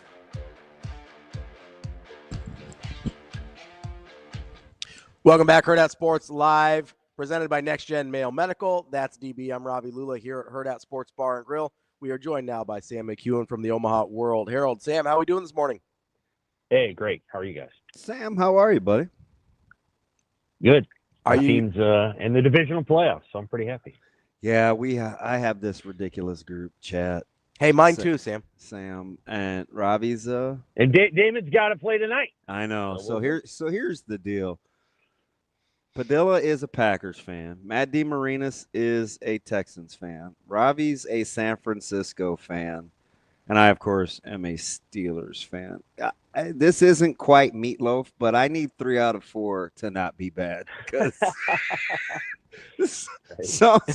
some's got to give. And I just don't want it to be the Steelers in this one, man. I am on – your boy is on – can you say the PINS word for me? Pins. Pins yeah. And needles. Not pens. I'm on pins and needles. You did a really great job there. Shut up. How about your Bears, though? Do you like Resolve? Yeah. Oh, yeah. I love it. It's kind of who they've been all year, right? So that this has been their personality all season. They don't play well early. They find a way late. And I like that more than the opposite. So, I think kind of going through this season has been really interesting because you kind of have to wait through all 60 minutes. Like the game early is the Bears did a lot of mistakes, but they've done that all season. And then with the exception of the Eagles game where they were pretty dominant from start to finish, and you just kind of wait and wait and wait, and they kind of figure it out. And, they've found a way. And to do it against the Packers is especially sweet because this has been a very one-sided rivalry since Brett Favre got there. And apparently your head coach embraces it too. Wow. Yeah. Wow. It was pretty one-sided before Brett Favre got there. I know, he does. I know. I kind of enjoy beating LaFleur. Well, and then the fact that the Bears would include in their social media feed after the game, what he said about the Packers too, is just, they're obviously going to embrace this, and I think they're going to go in it head on instead of being sheepish about it. They'd probably be sheepish if Brett Favre or Aaron Rodgers are there. Jordan Love isn't as good as those two guys. He's very good, but he's not that good. Will that shtick play in the NFL when a coach goes on? You don't see it often at all. I mean, Ben Johnson's kind of painting himself in a corner. You don't. I don't think that there's many rivalries like the Bears and the Packers in the NFL in the terms of intensity and history, and also the Packers owned the Bears for years and years and years, like since Brett Favre got there. So like since 93 or 94, I don't know how many they've won, 80%. And so it's almost like, and if you talk to other fans of teams in that division, there aren't many Lions fans around the region, but there are a lot of Vikings fans, maybe as many of those as Bears fans. We all feel the same way about the Packers. So this is not, Ben Johnson isn't saying that and then just kind of speaking for himself and the guys on that team. He's speaking for entire teams and divisions. We all feel that way. We all do. We all feel that way about the Packers. We felt that way for a long time. The Packers have earned their success. They have a great franchise, and they had 2 back-to-back Hall of Fame quarterbacks, and an amazing feat that I don't know has been duplicated anywhere else in NFL history, where you've had 2 Hall of Famers back-to-back uninterrupted. But those 2 personalities in particular created a lot of animosity between the Packers and everyone else in that division. And so at this point, it's kind of almost like a release for a whole bunch of people. Like Dan Campbell and Kevin O'Connell aren't going to be like, yeah, they're not going to come out and say that, but they're going to give a little nod because Everybody feels that way. And it's, again, the Packers are a great franchise. I have a lot of respect for them. But their coach has got a certain personality too. And so it just, yeah, it's a turning of the tide in that division if the Bears can do this. And the other teams will come along with them. I mean, the Lions started this, and the Vikings will come along and all the rest. It's a big deal. And I don't love the Bears' chances this weekend, but they're at home, and so they'll have a pretty good chance of trying to pull off what I think is an upset of the Rams. And to be quite frank with you, I kind of enjoyed beating Matt LaFleur twice a year. Sam's, he's our coach. He's going to be our coach for a long time. Boy, he's confident. He's very confident. I'm trying to figure out if I could, like Chuck Noll would have said that about Sam Rutigliano or, Dan Reeves to Landry or, Hank Schramm might have said it. Or Tomlin about Harbaugh. Like it doesn't, you don't see that often at all in the NFL. No, you don't. I would just argue that this is the moment where it makes some sense because of the history and the positioning of that division. It would make no sense for Mike Tomlin to say anything because that's the best team in that division and has been for a long time. That is the signature franchise of the AFC Central and now the AFC North. So it would make no sense. The Packers are the signature franchise of the NFC Central / North. And they needed some, and then the Lions kind of started it, and now Ben Johnson's got his own team, and yeah, he's doing the thing. And it's gutsy. And his quarterback is, going to go along with him, I think, and that's helpful. But DJ Moore said it after the first game, the regular season game when the Bears won. He said it. So they've been saying it all year, and they finally just unleashed it during the playoffs for the public to consume. I'm going to add one more NFL thing before we move to, because I want to get to basketball and football, and I know we're on the clock, and I actually kind of want to get to the border regions with UNMC too, Sam. Well, I don't have it. There's not a lot of people I can talk to that get it. Right? Not me. Okay. You call our news reporters. All right. Well, maybe I won't ask you about UNMC and the border regions. Yeah. Well, shoot, man. Send me Julie's number. I'll hit her up. Okay. So my other NFL my other NFL deal is with Harbaugh laying in the cut and him saying, "Hey, listen, there's only a handful. I'm going to be select with who I interview with." How many coaches in the league do you think were like, "Damn, I bet I'm on notice," that ordinarily wouldn't have thought so? A couple. I think a couple of coaches should think about it. I don't know that there's any left in the playoffs. I'm trying to think through my mind here. I don't think there. So probably the closest to Sirianni would probably be McDermott, but they won. So. Oh yeah. Yeah. Because McDermott kind of gets the Sirianni treatment without the Super Bowl. You know what I mean? Right. McDermott's a little bit more of a straight arrow. I mean, Sirianni's up and down. Squirrely is the word I like to use. He's gonna get burned out of Philly on his own. People just won't want to work with him anymore. I think that'll probably happen. I don't think it'll be the end of this season, but it'll be soon enough that they'll be like, you know what, we won a Super Bowl together. We've run our course. Let's, good luck to you coaching, the Colts or whatever. So I thought maybe the Colts coach, right? So the owner there, right. So I thought maybe he would get removed but they haven't changed course. And then, obviously nothing's going to happen in the NFC North, and, Zach Taylor, he's staying on, which I'm happy for. But that would have been a spot. So it's almost like Baltimore let him go at a point where I don't know how many days after it was, a couple of days after, and people had already kind of announced their decision. So you got to be thinking, sit out. You got to be thinking if Philly gets rid of Sirianni, Philly's in play, Miami's in play, New York's in play. You think it's got to be about the quarterback and GM for Harbaugh, right? After 18 years, you're not going to take some Yeah, it's got to be organizational. I think. project. It's got to be organizational thing first, right? Right. I think he could sit out a year. I don't think the situation in Miami is great. And the Giants, if you really want, I mean, that's one of the People don't elite mind working for franchises. that family, though. No, it's one of the top franchises in the NFL in terms of prestige and all of that. But you're saddled with a GM that, he's probably on his way out. So you'd have to be willing to be in a situation where you knew that the guy you were paired with is probably going to be out, and you're going to have to hire your own GM and all of that. The Ravens had a special situation where they had a long-term coach and a long-term GM and a committed owner, and at the end of the day, they decided to part ways, and feels like they're choosing the quarterback over the coach. Lamar Jackson's got maybe 3 or 4 great years left. I don't know that it's beyond that. I don't see him playing until he's 42. So you've got to go ahead and maximize what you can get now. And it didn't seem like Harbaugh was willing to move on from the head coach or from the offensive coordinator, who might end up becoming a head coach himself. So, it was probably time for things to part, and they decided to sign Lamar Jackson. So they're committed to him, and they need to find a quarterback. They need to find a coach for him. Maybe it'll be the OC.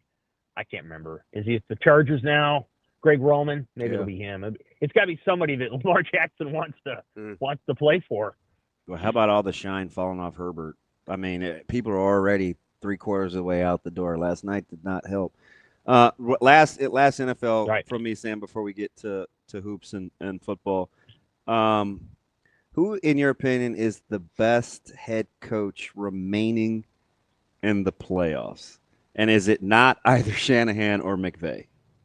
No, it's Mike Vrabel. He's the best head coach. Really? Yeah, he's really, really good. And now he's got a quarterback.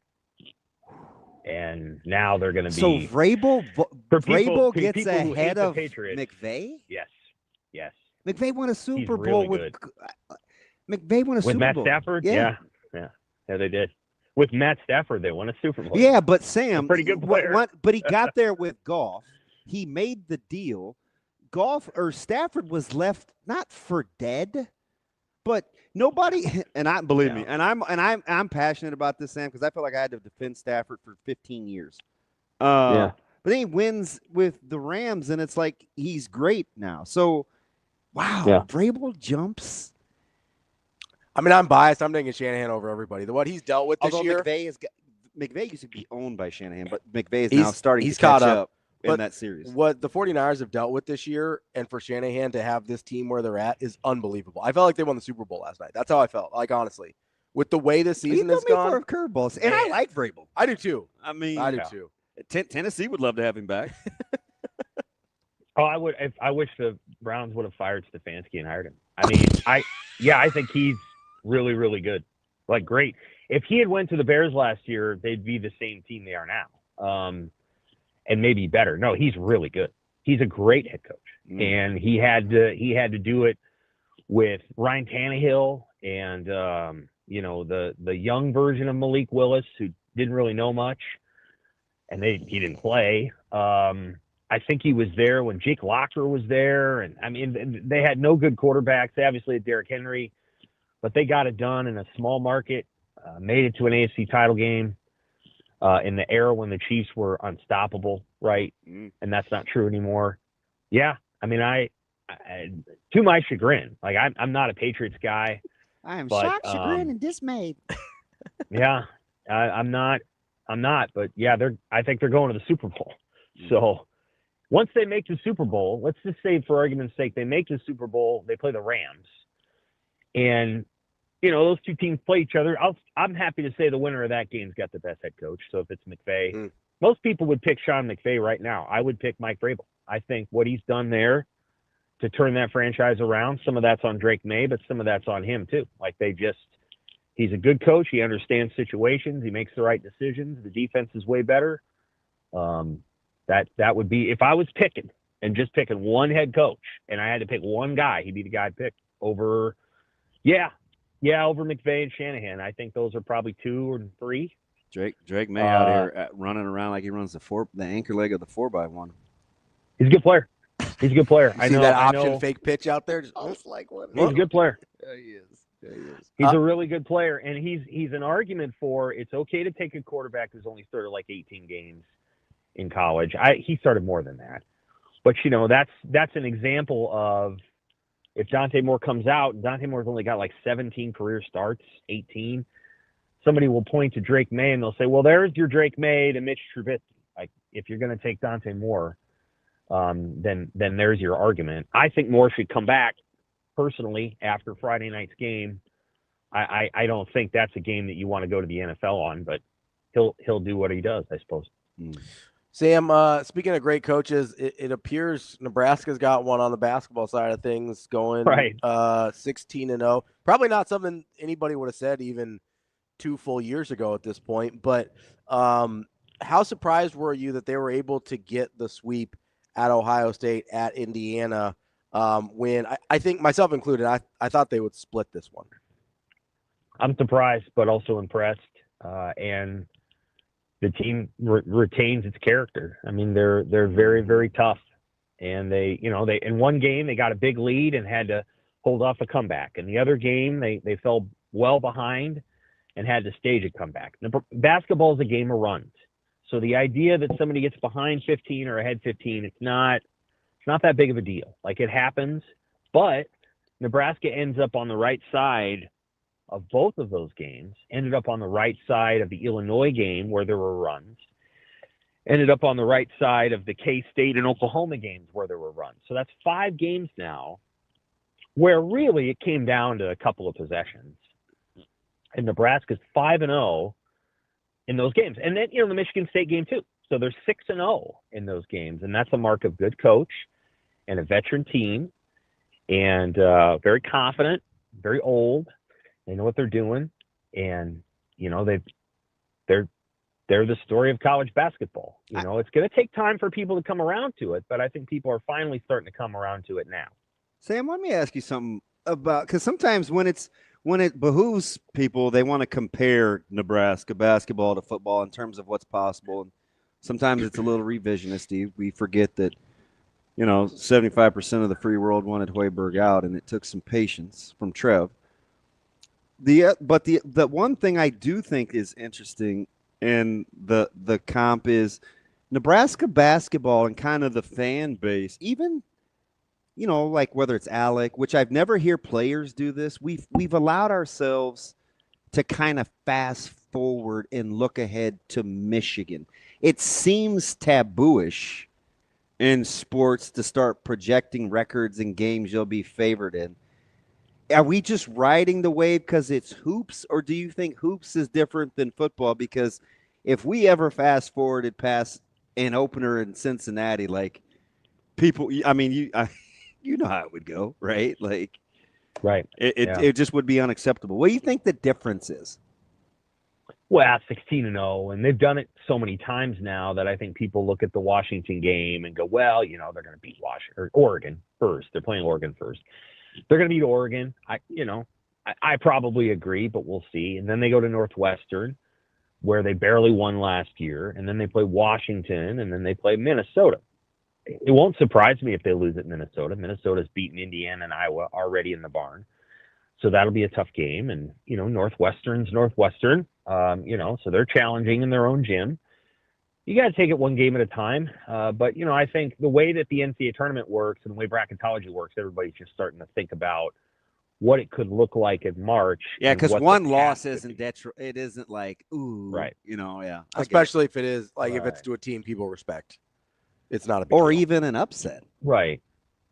Right. Because you get so many cracks at it with basketball. Yeah. Right. They're probably only playing one NCAA tournament team in the next 4, and that's Minnesota. Minnesota's probably on the bubble. I have to look at the bracketology this week, but they're probably helped by the fact that they beat Iowa last week.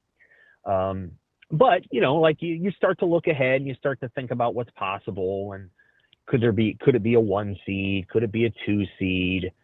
Could it be I think right now 3 is the floor, and 1 is this, that they could get to a 1. They're going to have to win a lot of games, but they could definitely get there, and they'll have to keep playing the way they're playing they're probably going to lose along the way. That's just life. That'll happen. But are they headed for a historic season? It looks like it, just based on the way that they play. And here's the thing: Hoiberg, when he got here, made some mistakes in player acquisition, both transfers and freshmen, and then he changed his staff after, I think, the fourth year, and reoriented the strategy. I mean, And who wouldn't take Sam Hoiberg over Cam Mack? Come on, Sam. Right. Isn't it bizarre? You know, yeah. I mean, so he had to do the exact same thing. He did the exact same thing that Matt Rhule, I think, is in the process of doing. And one of the challenges in football versus basketball is it's a little easier in basketball to turn the ship around. Like if the ship's going in one direction, right, it's more like you're turning around a boat versus an aircraft carrier. And so Nebraska's football is more like an aircraft carrier, and you got to make a wide turn. You got to come around. And I think they hoped that they could do all these things with Dylan and to surround him with the right players and get the thing to 8 or 9 wins and get it over the top and then, you know, move into the next era, you know, where Dylan moves on to the NFL and you're beginning this pipeline of quarterbacks. But it didn't happen. And so now I think they have to reorient toward, hey, we're going to be good on the offensive and defensive lines. You see that Jeep Wade is completely remaking the offensive line. They've signed several guys, and several guys have gone. And then on the defensive side of the ball, on the defensive line, we'll see. They've got a couple. I think they still need another. But they're remaking the defense. I mean, they've added 3 linebackers, 3 defensive backs, 2 defensive linemen, if you include the Iowa Western guy. And you probably do. I want think to get you do another have defensive to. lineman. Yeah, I think you do. You have to include him because he's close to being ready to go. Mm-hmm. So they're probably going to have 9 guys that they expect to play right away, or nearly right away, because certainly everybody else they added, maybe not Will Hawthorne, maybe he won't play right away, but the other 2 linebackers, and the other defensive backs are all old, so they're coming here to play. Yeah, so I don't, 8 I new don't guys know on about defense. that, Sam. McDougal, maybe. I don't. That's going to be fascinating. Well, the other guys, Evans is a senior. Yeah, I know. So what's he coming here to do? I don't know. I've heard the. So here's what I think. I'm saying if they're going to add a senior, he probably ought to play. Now, how's that? Okay, I'll take that. He's not coming back. Because I do think they're going to be very leery of penciling guys in. Now you always want to hit the portal with that intention, deal, but the spending and where you get guys, I think, will matter too, right? It's not a flyer, but you got to look at the room and think, okay, we like these traits, but I don't know about putting anything in Sharpie. But I get the idea. I'm not even gonna argue with it, Sam. You're right. So they're remaking it, right? Yeah, they're trying to change things, and they're certainly changing things on the offensive line, and that's fine. That's what I understood that they were going to do. However, I feel about it. Other people felt very strongly they needed to flip everything in that room. That appears to be what they're going to do. So they're trying, but it takes. Hoiberg was able to turn it around pretty quickly because basketball is a much smaller roster. In football, it's going to take a little bit more time. But I think, given the schedule they have, they need the quarterback to be really good, whether it's Calandria or Latif or Kalen. And let's just assume that if Calandria is the starter, he could get hurt. He could get banged up. It's possible in the Big Ten. Take a hit. He's got to miss a game. Somebody else has got to play. So you can't just have one quarterback. We learned that this year with Dylan. So they're going to have to have a deep roster, good roster, have to play hard. I don't know that they're going to be, 10-2, but they could get to 8-4, and they could be a character 8-4, and then you go from there. But this is a process of they're retooling it. They're not resetting it. They're not putting a brand new boat in the water, but they're kind of turning the boat a little bit, and it's going to take an off season to do it, and fans are not going to be terribly patient. But they probably ought to be based on what Hoiberg was able to do over the course of 3 years at Nebraska. Because now he's got that thing set up. And when they go out into the portal in April, regardless of how they finish this year, let's say they get to the second round and they get upset by the 7 seed. They're going to go back out into the portal and go, hello, we're a 30-win team. What would you like to do with us? You know, and there's going to be guys that are like, I would like to come to Nebraska. Thank you. You got to get that big season, and that's what Hoiberg has done. Once you get the big season, then you can get that signature player. And in basketball, you don't need 7 guys. You need a couple who are great. And Nebraska's got a couple guys who are great, surrounded by role players who all know their role. Sam, we were talking about Fred Hoiberg and Matt Rhule and Curt Cignetti for some reason as well. And DB played a clip where, he was talking about some of the characteristics he's looking for in players, coaches, and everything else. And one of the things that stuck out was he said, you have to have the ability to say no.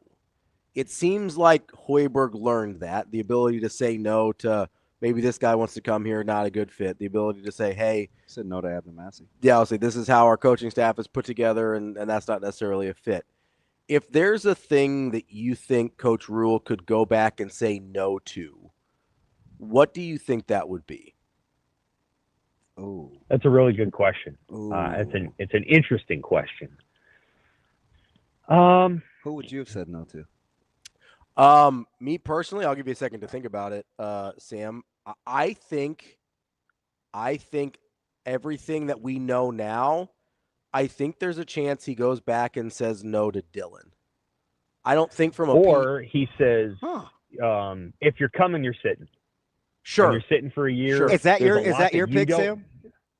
Well, the first thing I thought of was interesting. What would have happened is if Dylan said, I want to come to Nebraska, Rhule could have retorted, there's a lot you don't know about football. You've been to 3 or 4 different high schools.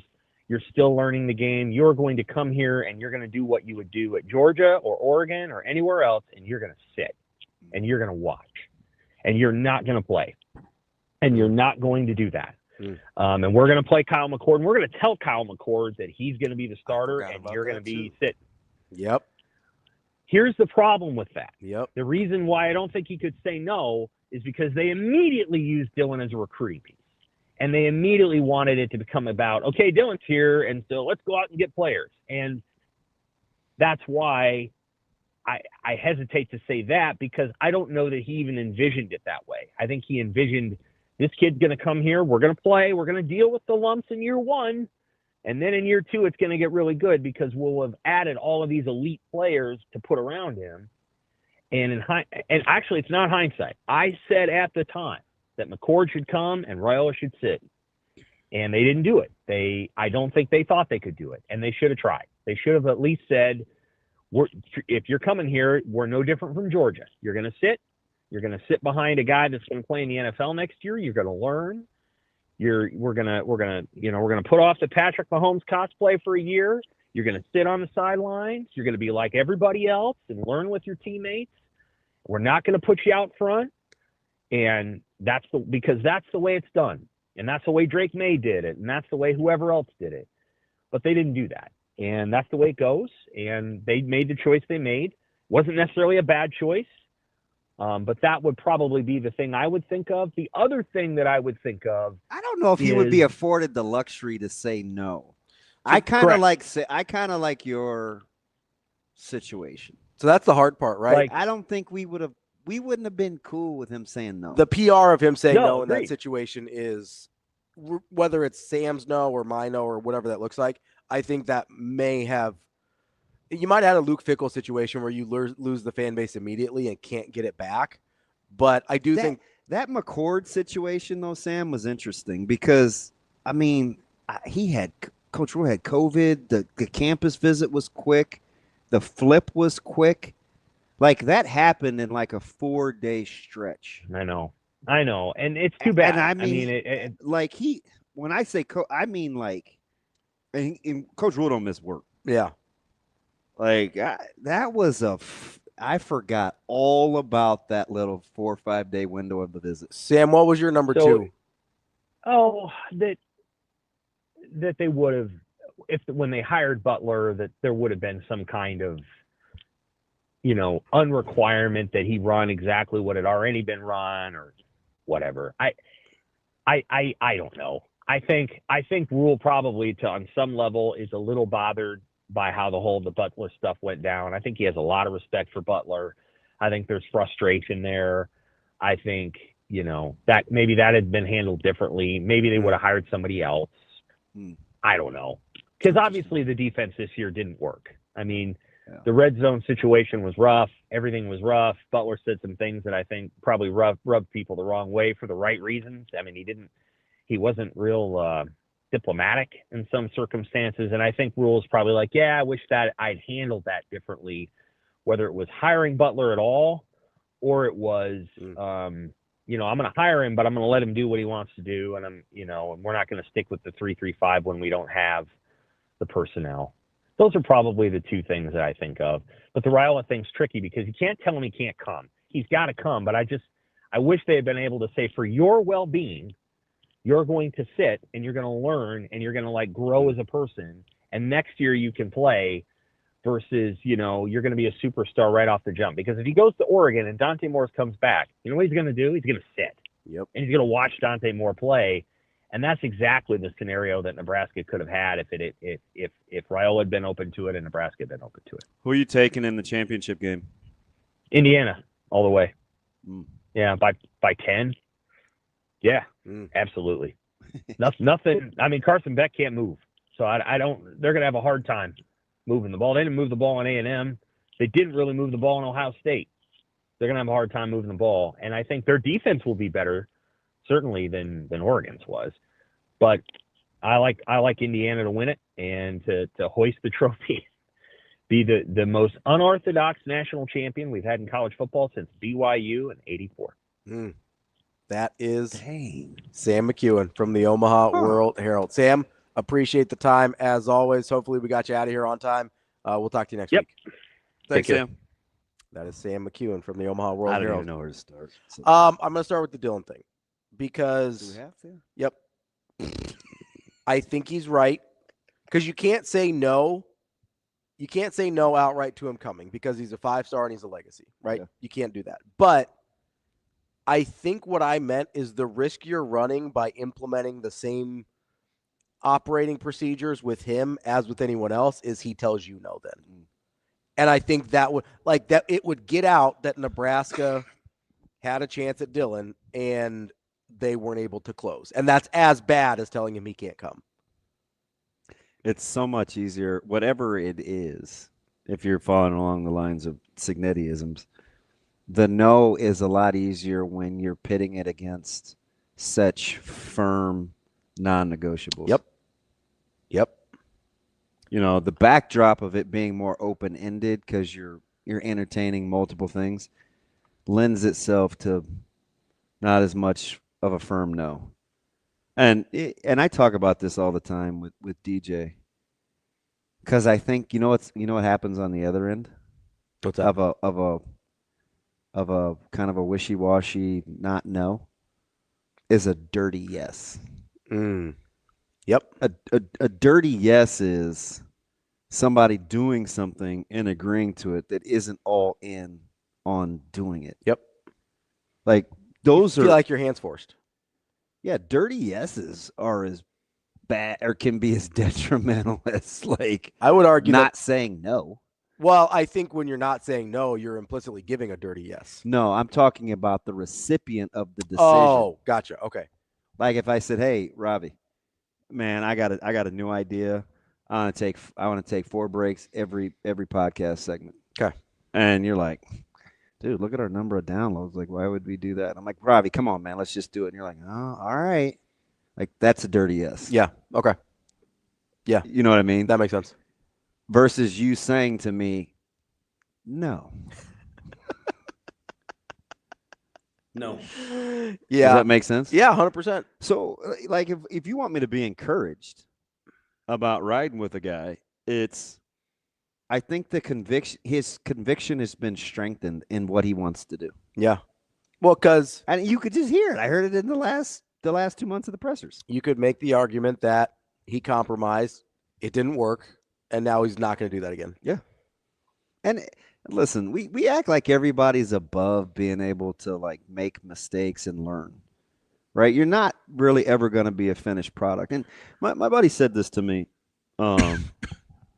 just this morning. He intimated the other day when he called in, but I want you to read this for a second. Okay. He goes, I mentioned the basketball team in my rant on your show several weeks back. People don't know this, but pretty sure Hoiberg still has a losing record overall at Nebraska. He does.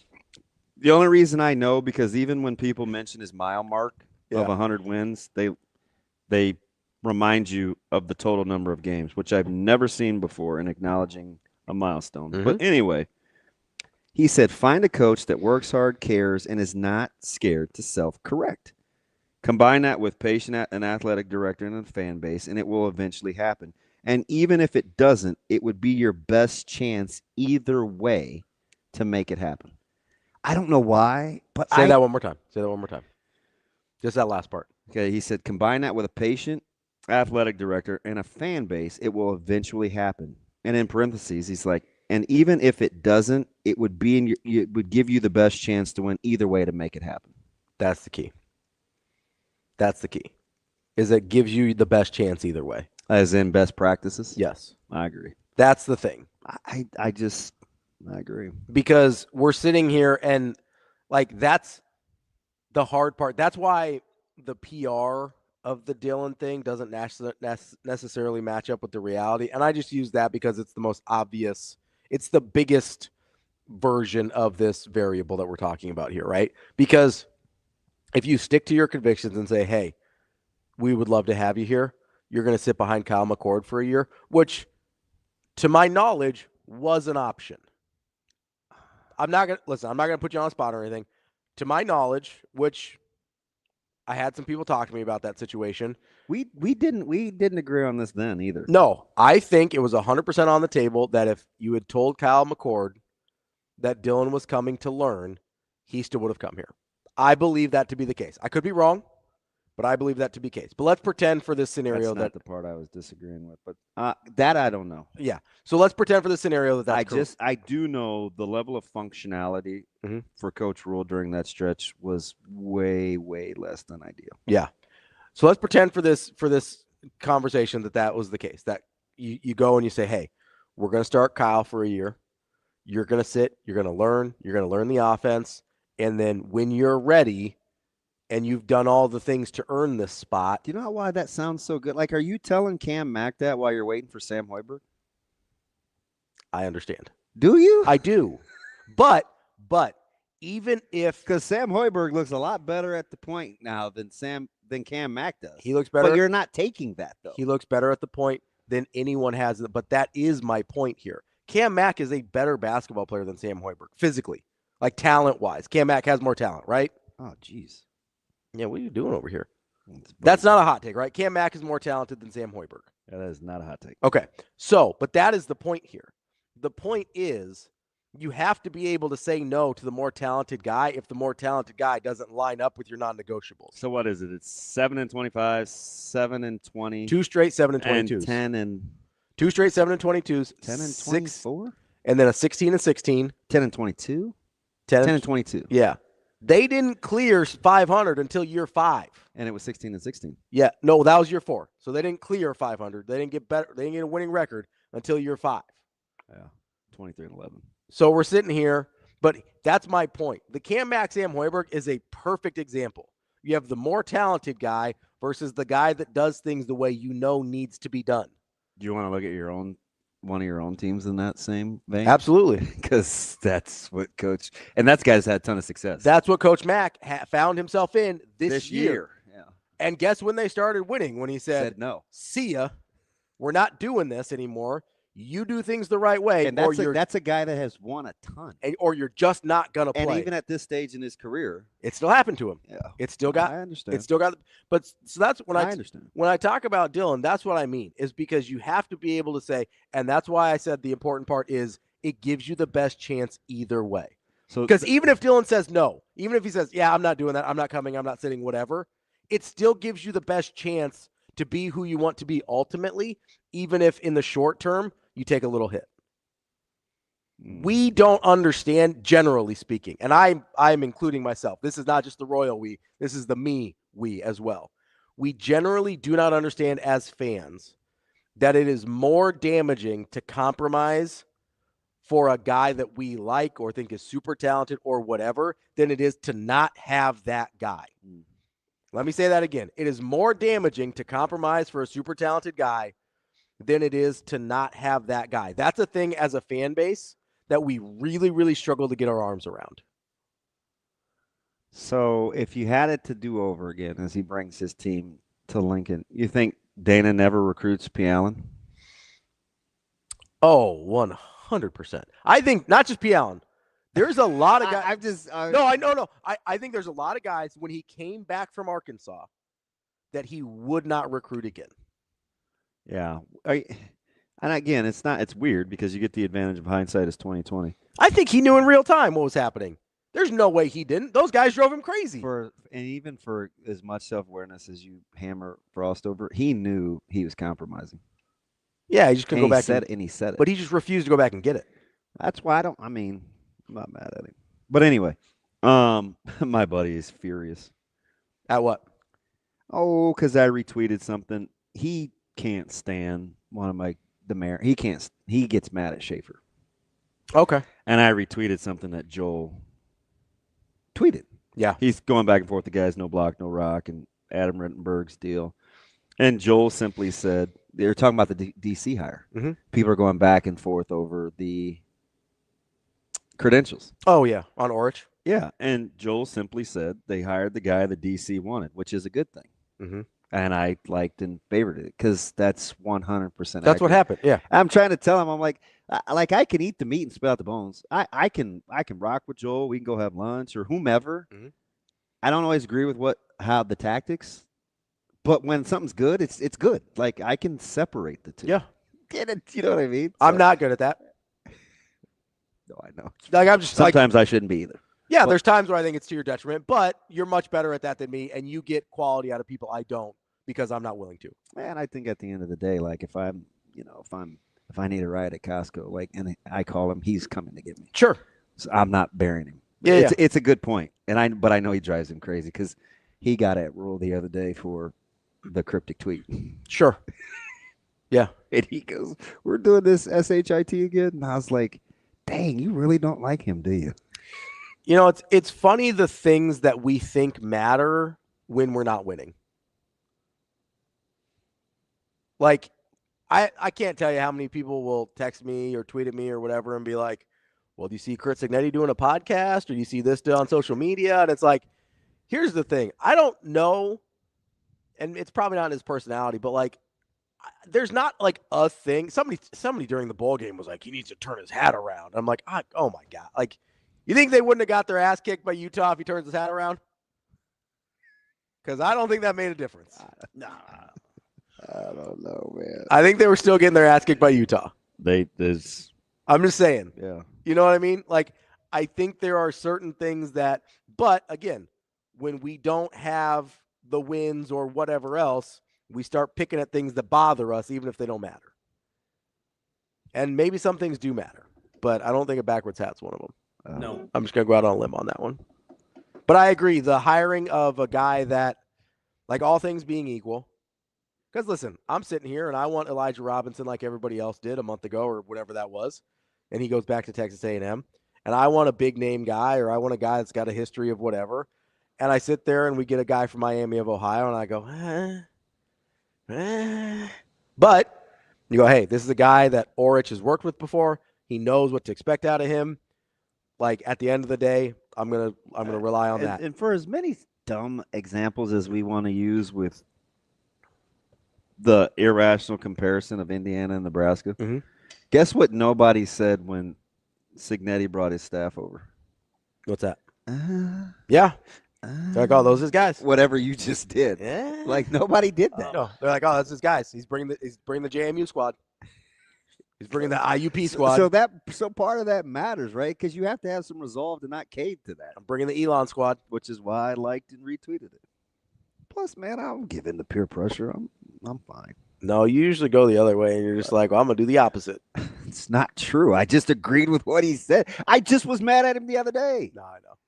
Saturday, I just had this long I just had this. I'm like, really, bro? And today I liked it, so it's fine. Like it's very fluid. Yeah, it's fine. It's physical. It's hard. It's cold. Man, I'm just telling you. Part of me, if nothing else, and it's not because I cheer for Nebraska or that's my alma mater or whatever. If they win, there's going to be some really miserable people because I watch what's happening with basketball. Oh yeah, and the snark and the cynicism, like they can't even hide it. This is how you know I never hated Nebraska basketball. Like they can't even hide it. Everything comes across as a backhanded compliment or a bit. Like it's a good team. You could have wanted Coach Hoiberg fired or not like Nebraska basketball and still acknowledge that they're doing amazing things, and you're not even good enough to hide it. Like that's crazy. This is how you know I never disliked Nebraska basketball because I'm thoroughly enjoying this season. They're playing great. They're fun to watch. Like at this point, I'm not going to lie to you. Like when they played Creighton, I was rooting for Creighton. I've been very upfront about that. That's how I operate. At this point, I enjoy watching them much more than Creighton this year. And I also know more about your basketball. I just care about personality basketball. Than most. Yeah. But like this is a fun team to watch. I mean, you guys got, and I'm certainly not defending it because I don't even really like you, but I do work with somebody that hates watching Nikola Jokic. Yeah. Like just put that into perspective about. And I cannot deny his talent or his place in history or anything like that. Like I do not enjoy watching it. Yeah, it's just something. I've never enjoyed watching James Harden. I'm mad at Luka Doncic because he chose to play a style that I don't think is aesthetically pleasing when I thought he was capable of more. Right? Yeah. What did I say to you? I said he could have been Larry Bird and he chose to be James Harden. Yeah. Oh yeah, that was a knock. Yeah, that was like a funny day. Like aesthetically, like I care about what basketball looks like way more than I should. And for most of my life, Nebraska has not played basketball that is fun to watch.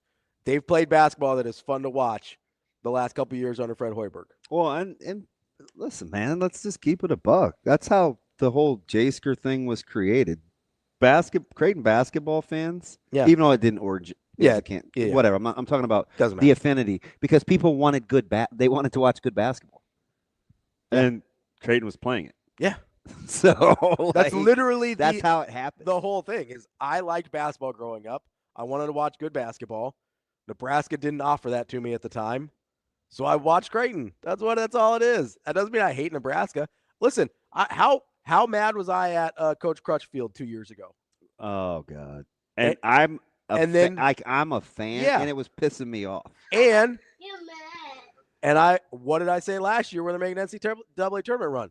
I was wrong, and this is fun. Yeah. Right? Like, it doesn't matter.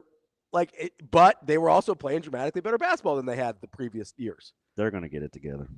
I believe that. I believe it because I've seen it now. I'm hoping hockey does too at the same point. Got to, Omaha Athletics. Let's go, guys. We got this. My guy Evan Porter is going to be starting up pretty soon here. Yeah. I had to go baseball get some season. I got to go get some more gear. Yeah. I only have the 2 vests. I do have the sweatshirt. Yeah. But I rarely rock just a hoodie out. I'll wear it to bed and I wear it to practice. But I don't ever just wear like a hooded sweatshirt here that's long sleeve. Oh, yeah. I'll say you wear the short sleeve ones a lot. Yeah. You wear the short sleeve. I need to get some. I was talking to our old friend Stibbs about this yesterday. Yeah. Which, by the way, good on you. See? Look at that. I like kids sometimes. I was floored. But I'm a huge Ian guy. Ian's great. I love Ian. So I've seen him out. That's why I did it. And when he introduced him, so this is probably about 5 or 6 years ago, about what a fan, like he just was a good dude. And I was like, you know what? Ian's the best. Whatever you do, I'm rocking with you. Yeah.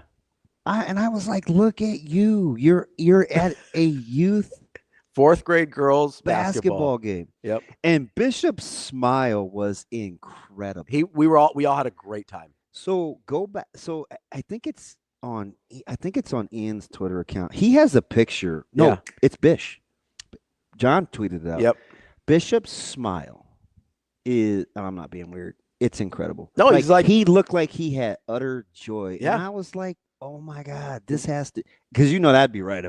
We all had a blast. It was incredible. And we had a blast. The look on Bish's face with just the joy, I was like, Me too. Like, dude, he looked incredible. He did. He looked incredible, and I was like, and I saw it, and I was like, I want that. I want that. It was a lot of fun. Yeah, like it genuinely was. Yeah, and the kids had they were so excited. Yeah, it was good on you, man. It was actually a lot of fun. It's gonna there's the bit that I don't like kids or whatever. Like I don't want kids. There's a lot of times I don't want to be around kids, right? So I'm not gonna pretend like it's all a bit. But is this the whole but versus and thing? Yes. I don't want kids. There's a lot of times I don't want to be around kids, and I do want the best for kids. Yeah. I do. I don't always want to be the one that has to do it. Because I felt bad for Ryan yesterday about his basketball, and I apologized to him. I was like, "Oh my God, Nebraska basketball fans are killing this dude." Yeah. He ended up following me, and I followed him back. But I was like, "Hey, man, my apologies. I didn't mean for this to be like vitriol. Yeah. It's just that you said this, and this, but Indiana can't blow a 16-point lead." Yeah. And I wanted to tell him, I was like, listen, I rock with Mitch Sherman. And I said the same thing to him the other day. It was about Keona Davis. Yep. Right? It's like this isn't this. You say all these things about Keona Davis, but this is happening all around college football. Mm-hmm. Like just say and. Then you receive the message. Yeah, 100% you do. So and I had to tell him, I was like, man, I'm just kind of that's a big deal to me. But just comes across as dismissive. Yes. Well, you know what? The way I receive it, and maybe it's a me problem, it's entirely possible, is when somebody says blah, blah, blah, blah, blah, but it means I didn't mean this first part. Or it doesn't have any value. Yes.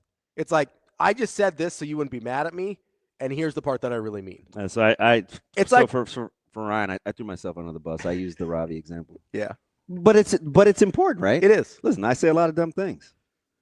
But Ravi is my co-host. But Ravi's my co-host. Like, what do you think is going to happen? Versus I say a lot of dumb things. And Ravi's my co-host. Yeah. Like, so it's a different thing. It's different. It is a different thing. I will say, and last thing about calling a fourth grade girls basketball game, shout out to the team Holy Cross was playing, Los Santos. They're an organization. Why did you dress so nice?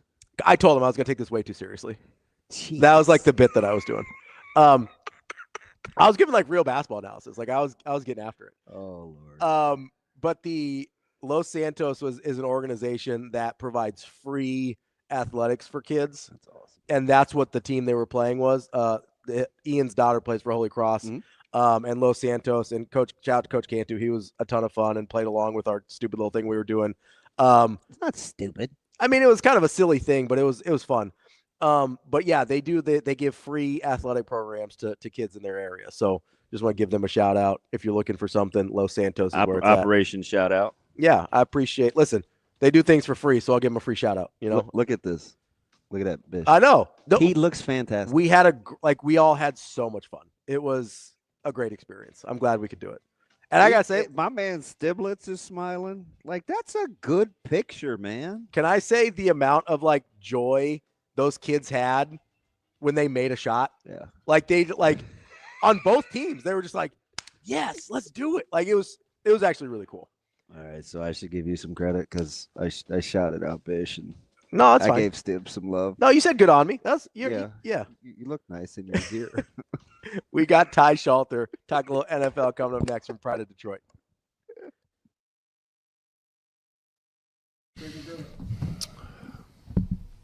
We look like a team that's played 3 games in 6 days.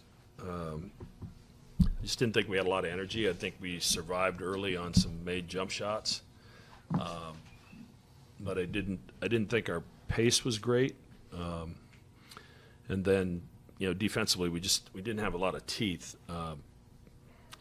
Especially towards the end of the second half, I thought, they had a couple big scoring runs, 6 in a row at one point, and then I think 8 of the last 9 to end the half.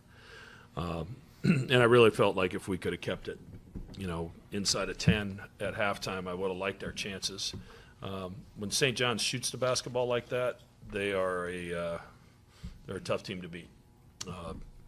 They're so physical inside around the rim that takes up a lot of your scouting report.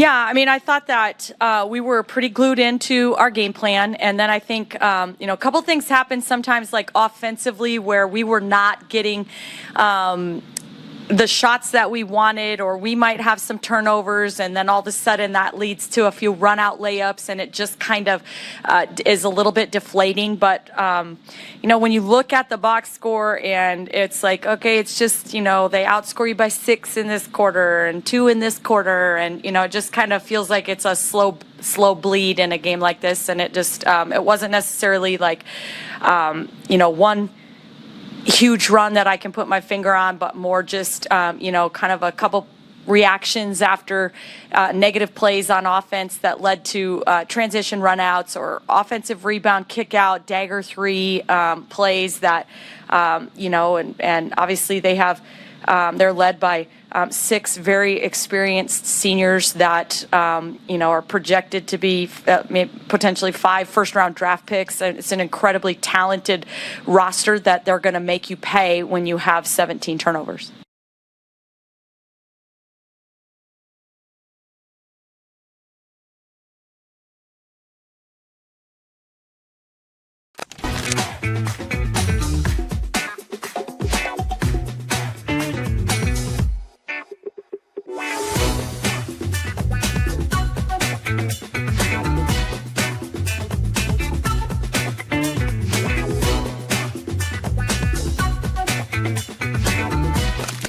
When I talked to them, I said, and don't take this the wrong way, I said the media reacts by the hour because that's their job. Their job is not to write about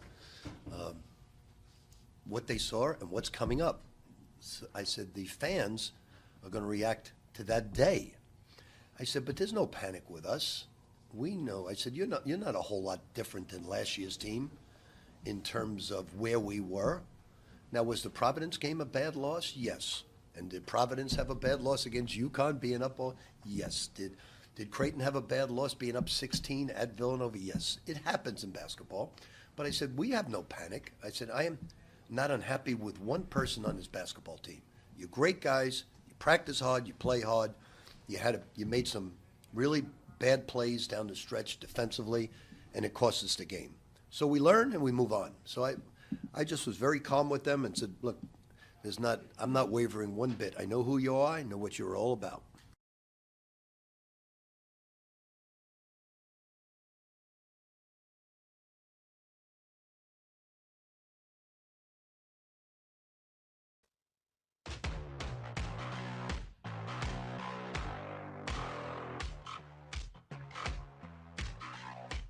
Welcome to Hurrdat Sports Live.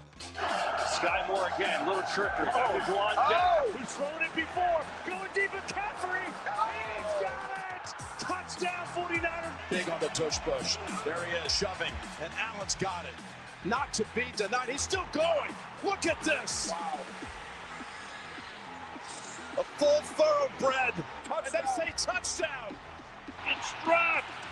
Love. Looking. One last guess. Moving guys around. Fires to the end zone. And it is broken up. The Bears win it.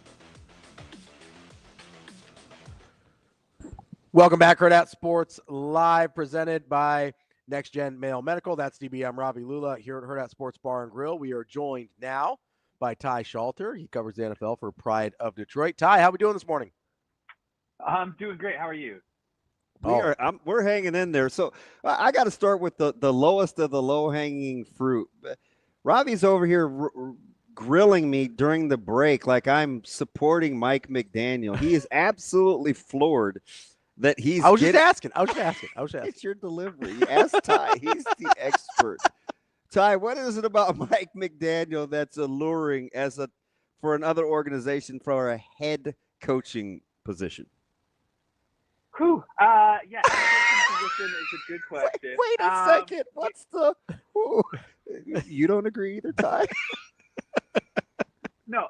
Listen, McDaniel, bright offensive mind. Obviously, had a lot of good ideas. Hit the ground running in Miami, and I think one thing he understood right away. He brought in a wide receiver that fit what Tua could do well, right, and built the kind of offense around that. It's something that I think we see a lot, where you need quarterback receiver chemistry, right? Unless you've got a specific schematic thing, like, Kyle Shanahan's like, I want a quarterback who will do exactly what I want him to do when I want him to do it, and then I can move chess pieces around because it's the routes and route combinations that are getting guys open, right? But if you have Tua, you're like, okay, what can he do? He can put it on somebody across the field. He can maximize yak. Okay, great. Let's go get Tyreek Hill, right? So that makes sense. And I think we're seeing some retreads, like going back to the well. That's worked out for some teams, right? It's always a copycat league. I've said for a long time that guys who have been a head coach somewhere, made some mistakes, screwed up, learned, and now they've got whatever they had going for them before, plus experience of what didn't work. I think a lot of people go, hey, the second time Mike McDaniel's going to be a head coach, he's probably going to be a lot better. Maybe someone will want to skip right to, hey, let's just hire him right now before he goes someplace else as an OC, has like 1.5 years, and is suddenly the hottest candidate again. Ty, let me ask you here about I mean, I get it. I do. I'm trying to figure out just how quickly Nick Sirianni gets fired so they can hire John Harbaugh. Yeah, well, I mean, Kevin Petullo's certainly out. Nick Sirianni, I don't know. I think he's done enough. We'll see how what actually happens there. Obviously, this was not good enough. It's been not good enough all season. The biggest thing I question is, where are the RPOs? Right? Like Jalen Hurts, you're saving him all year. You don't want to run him 7, 8, 9, 10, 12 times a game in the regular season, but you haven't been able to produce when your offense needs to produce a lot. You've won a lot of very close, very ugly games that were there to win. You have a lot of talent on the offense. You have all the weapons you need. Why aren't you using what makes Jalen Hurts better than other quarterbacks? Why are you trying to have him, beat Brock Purdy playing Brock Purdy's game? Why can't you have him play Jalen Hurts' game, right? So I think lots of questions to the yes there about Nick Sirianni. But obviously Vic Fangio and the defense so tall. Obviously there's a lot of good things going in Philadelphia. But I feel like a change at offensive coordinator is a bare minimum. So, Ty, right or wrong, or kind of get your take on this, I feel like the AFC equivalent to Sirianni is McDermott sans the Super Bowl, right? They win a ton. He still gets scrutinized a bunch for in-game stuff. It's almost like every playoff game is a referendum on his coaching prowess. Is that fair, foul? Do you kind of get it? Because they sure do find themselves in this situation quite a bit for a guy that gets a lot of pushback. Yeah, I mean, there's nothing fair in the NFL ultimately, right? But like playoff success, once you achieve a certain level of success, when you're constantly winning divisions, constantly making the playoffs, when you've got a human difference maker in Josh Allen under center, right? A guy who can and often does win games all by himself, you do start to go, hey, at what point do you put enough of a team around him where he's not winning games by himself? And they've tried multiple times, multiple different ways, bringing in free agents, letting them go, drafting guys, and there's still not that consistency. There's still not the consistent running game. There's still not consistent weapons, right? It keeps coming back to Josh Allen's got to do it himself, and sometimes he does. But in the playoffs, you need multiple ways to win. You need that high floor so you can deal with, well, what if somebody's banged up today? What if Josh Allen is not Josh Alien today? And McDermott oftentimes has not been able to come up with answers. Obviously, this time he did. This time they went and got that road game, the first road playoff win since the George H.W. Bush administration. But you still don't go, well, now the Bills are rolling, right? They're clearly the best team, and they're going to go win the AFC. You're still going to go, you feels like they are not on track to cash in. Ty, speaking of coaches that have to adjust to injuries and going to plan B, C, D, E, and F, Kyle Shanahan has done an incredible job with the 49ers this year. You homer. 100%. But what has been the thing that you've been most impressed by in terms of the 49ers' ability to continue to adjust on the fly, considering all of their injury situations this year? Yeah, and we expect this offensively from Kyle Shanahan, right? And he's got his quarterback. So again, you can mix and match. You can drop stuff. You can have Juwan Jennings become the first wide receiver to throw 2 playoff touchdowns. But actually, it's the defense, what Robert Saleh has been able to do with, talk about scrap heap, right? They're on their 9th, 12th, 14th string linebackers, right? Just absolutely decimated. And yet Robert Saleh is coming up with plays, with solutions, pulling guys off the street, putting them in rounded gold, and they're out there making plays against the Eagles and shutting down their comeback attempts, right? So it's Eric Kendricks, I think, that knocked down that last 4th down. So, huge credit, I think, to Saleh, who, can and should, again, be a head coaching candidate, because what he's done with that defense and those guys, it's really remarkable. So let me ask you something, Ty. For your money, and I won't even ask you if you're starting a franchise tomorrow, unless there's a different answer. Who's the best coach remaining in the playoffs for you? Ooh. Would it be weird to say Sean Payton? I think it might be Sean Payton. That is off the grid. A little bit, yeah. But I think what he's done with Bo Nix, how many other coaches, right, I think take Bo Nix and get the play that he's gotten out of him to this point, right? And that involves Sean Payton changing his strikes a little bit. I think that's something, you look at Kyle Shanahan, and, if there's one kind of criticism, it's been like what he needs is a quarterback who does what he says no matter what, right? Like, could Kyle Shanahan get out of Josh Allen what other coaches have been able to get out of Josh Allen by just handing him the ball? It's like, go make plays, Josh Allen, right? For right or wrong. Bo Nix is not Drew Brees and is never going to be, right? But they've been able to bring him along, and they can and pair him with the defense. Now, Sean Payton winning with the defense first team and molding and adapting that into what he does. I just think, obviously they've got a ton of talent in Denver, but him recognizing that and not going, we're going to change to do what I do, but adapting and getting the talent in and going, I'm going to change what I do to win. I think that's always been the sign of a fantastic coach. All right, so this is interesting because I asked one of our beat writers this morning, and he said Vrabel. And you said Sean Payton, and I get it, like opinions. His rationale, I listened to. Are you surprised that the answers aren't like McVay, Shanahan? And I get Shanahan in big time, like he's had his moments of where his detractors may get on him, but he has a better win-loss record head-to-head than McVay. So I would listen to that, even though McVay's got it going later against him. How is it not McVay, though? No, McVay's a great shout, and then I actually thought of him when I was talking earlier about how these second-chance coaches, I think, have a lot to offer. In a way, McVay is a second-chance coach. It kind of all fell apart, right? And he kind of sat back and learned. And I think a lot of people thought he was going to get fired after the Jared Goff thing fell apart. And their cap was a disaster. Yes.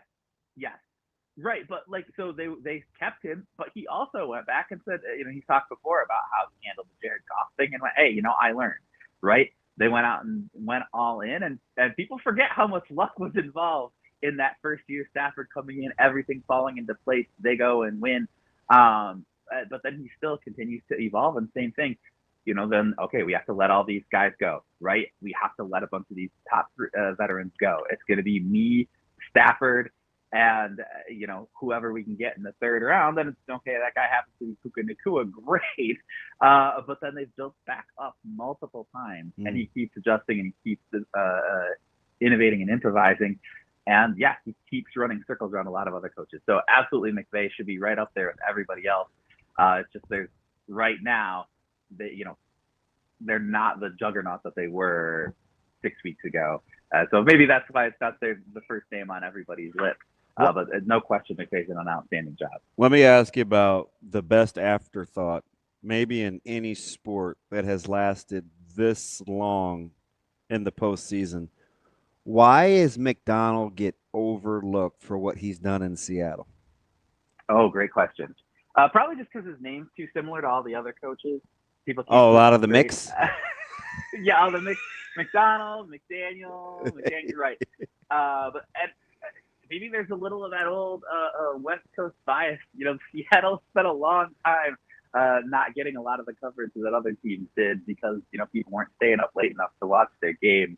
But Sam Darnold, obviously the defense has been a big part of that. They've been able to have a running game, two-headed attack that's worked really well.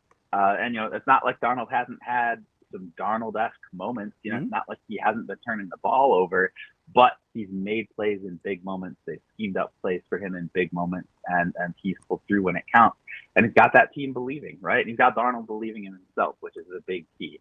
That's what worked in Minnesota. So absolutely, for a first-time coach, it's very, very impressive. And maybe it's because they flew under the radar, right? That they didn't get as many headlines. They didn't have as many big wins. They didn't play as many big teams early. That Rams win was the first real big kind of pelt on their wall, right? And that was pretty late in the season. So he definitely should be getting more attention than he is. Sometimes I always think it's more about what happens to the places that said coach left. You can look at Detroit offensively, fired Johnny Morton, but gosh, is there a better indicator than the Ravens defense for McDonald's prowess? Oh, yeah, absolutely. Fell off a cliff. And personnel changes go with that. Everything's different, right? Obviously, John Harbaugh gets let go because also wasn't working on the offensive side. And I mean, the Ravens, they were decimated defensively. So many injuries too. But still, sometimes like the ability to make up for injuries, like I said with Robert Saleh, right? When you can scheme up, when you can adapt, when you can adjust, when you're sitting here in January going, I don't have the roster I had in September. The stuff I was drawing up in September and October doesn't work because I don't have the right guys out there to do it. I've got to do something else, or I've got to coach them up to do the things I need done in a limited capacity, and we're going to make it work. And I'm going to get them fired up, and they're going to go out there and play out over their skis, and we're going to win. Like, yeah, when you don't have that advantage and you don't have the talent advantage, things are going to change. Ty, as you kind of look at the matchups, obviously the Steelers-Texans still have to play out, but as you look at the matchups in the divisional round, what game are you most intrigued by? Ooh. Well, it's tough because we're getting a bunch of repeats, right? Yeah. Yeah, they are. Yeah. It's like, oh man, I really got to see Rams Seahawks again, right? Like, we really got to see 49ers Seahawks. Like, it just happened, right? Yeah. Like, we're getting a bunch of repeats in the NFC. So like you said, the AFC side, we still got to see who wins. I think I have a sneaking suspicion, right, on who's going to win tonight. Wait, you do? Yeah. I'm a Steelers fan. What do you got? Okay. All right. Aaron Rodgers against the Texans defense.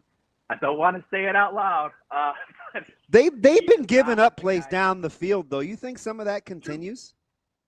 True. It'll be up to Rodgers.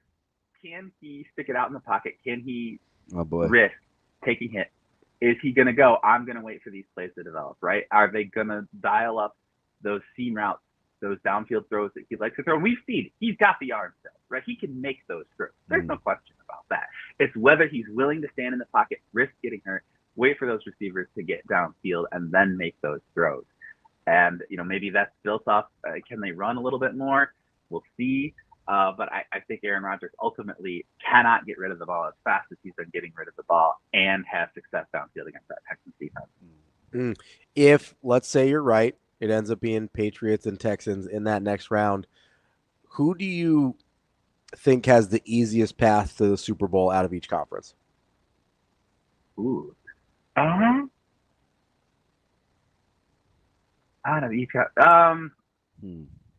darn, this is where we need the non-reseeding, right? To sit here and go, all right, well, they've got, all the way through. I mean, Seattle at home obviously is always going to be an advantage, right? The 12 are going to be a big Kyle, are they back to having the 12th man now, do you think? Maybe now, right? Like, maybe now they come back at that divisional round. They know who they've got to face. They know what people are going to get up for that. I don't think it's quite the week in, week out advantage, but home divisional round, number one seeds, absolutely.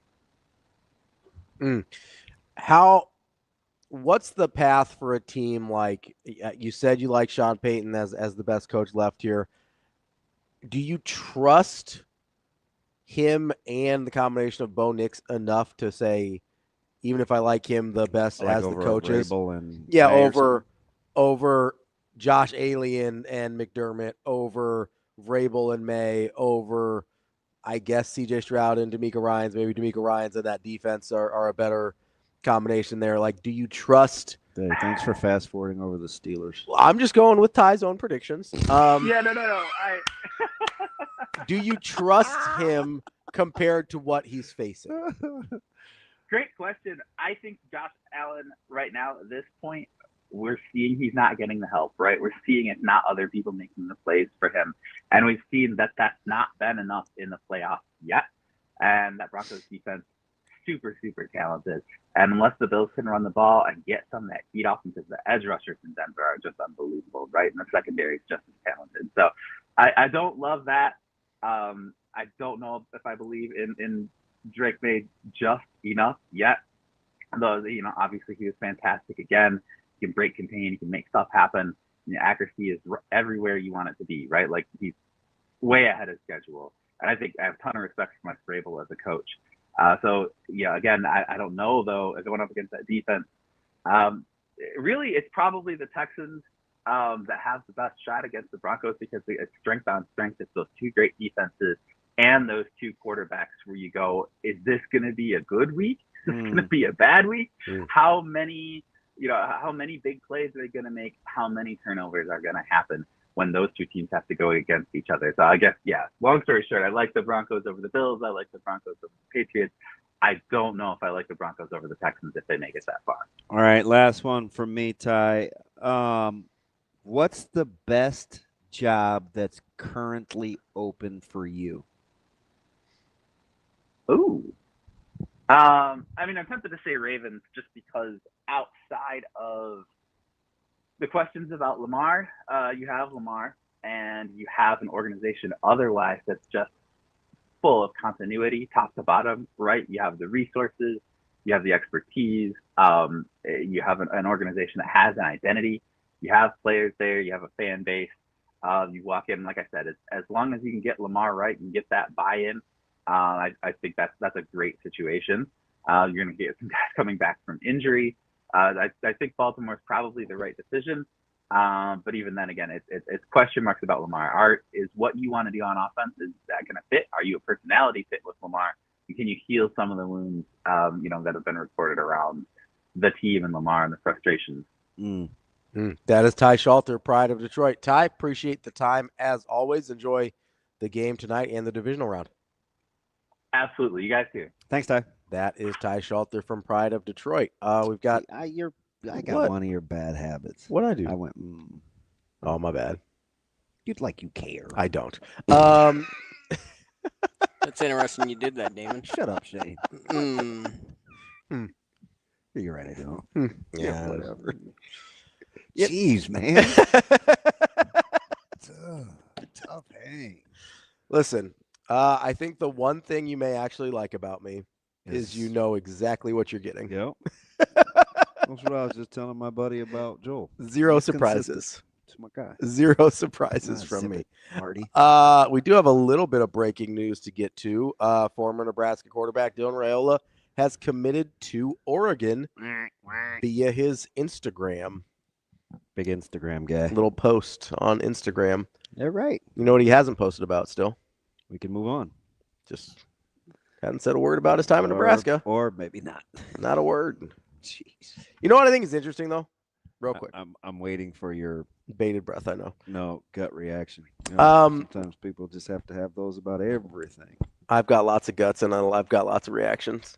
You're dumb. I do think it's interesting that this. What Lamont used to say to Fred, or Fred to Lamont? You big dummy. Who's Lamont? His son. Lamont Jordan?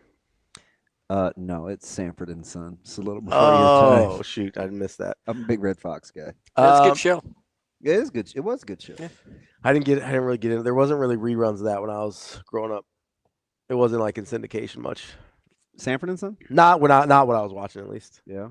I did catch there's a lot of other stuff I caught. Rerun. What a Bookman. Were you a big Good Times guy? No, I watched a lot of Cosby Show. That's as close as you get to cultural. That's not true. That's just what was on. I'm asking. I'm not insinuating. Oh, you kind of are. No, I watched a lot of Cosby Show. I really like. Did you watch A Different World? I don't remember that one. Living Single. Nope. You're gonna probably say yes to this, but shocker, Family Matters. Yes, I watched Family Matters. Of course. You know what? When I was big hanging with Mr. Cooper guy. I don't even know what that is. Yeah, it was on TGIF for a while. I was big hanging with. What about Everybody Hates Chris? Rodney Pete's wife was in that show, I think. So at that time she'd have been Holly Robinson. Pete. Yes, Holly Robinson. It was before she was married, I think. Okay. And then there was, I don't remember who the guy was, but he was like an ex-basketball player. Of course. I was drawn to. Yeah. Basically, if there was a show on that had any even sort of tie to sports, even if they didn't talk about it hardly at all, like I was in. Yeah. Did you ever get back into like a Different Strokes? Probably the oldest show that I ever watched regularly. All in the Family? No, I was a big Happy Days guy. Do you want a chance to win $20 of your 80? Always. What was the African American's name in Happy Days? I'll be honest, I did not know there was an African American in Happy Days. You didn't stick around? Shane, would you like to? I just said it, but would you like to take a stab at his name? Archie. I didn't hear it. Was it Shane? Sticks. Oh. No, I do not remember Sticks. Of course you don't. I mostly remember. Can I get my 20 back? Fonzie. No. Can I ask you a question? No. How many kids did the Cunninghams have?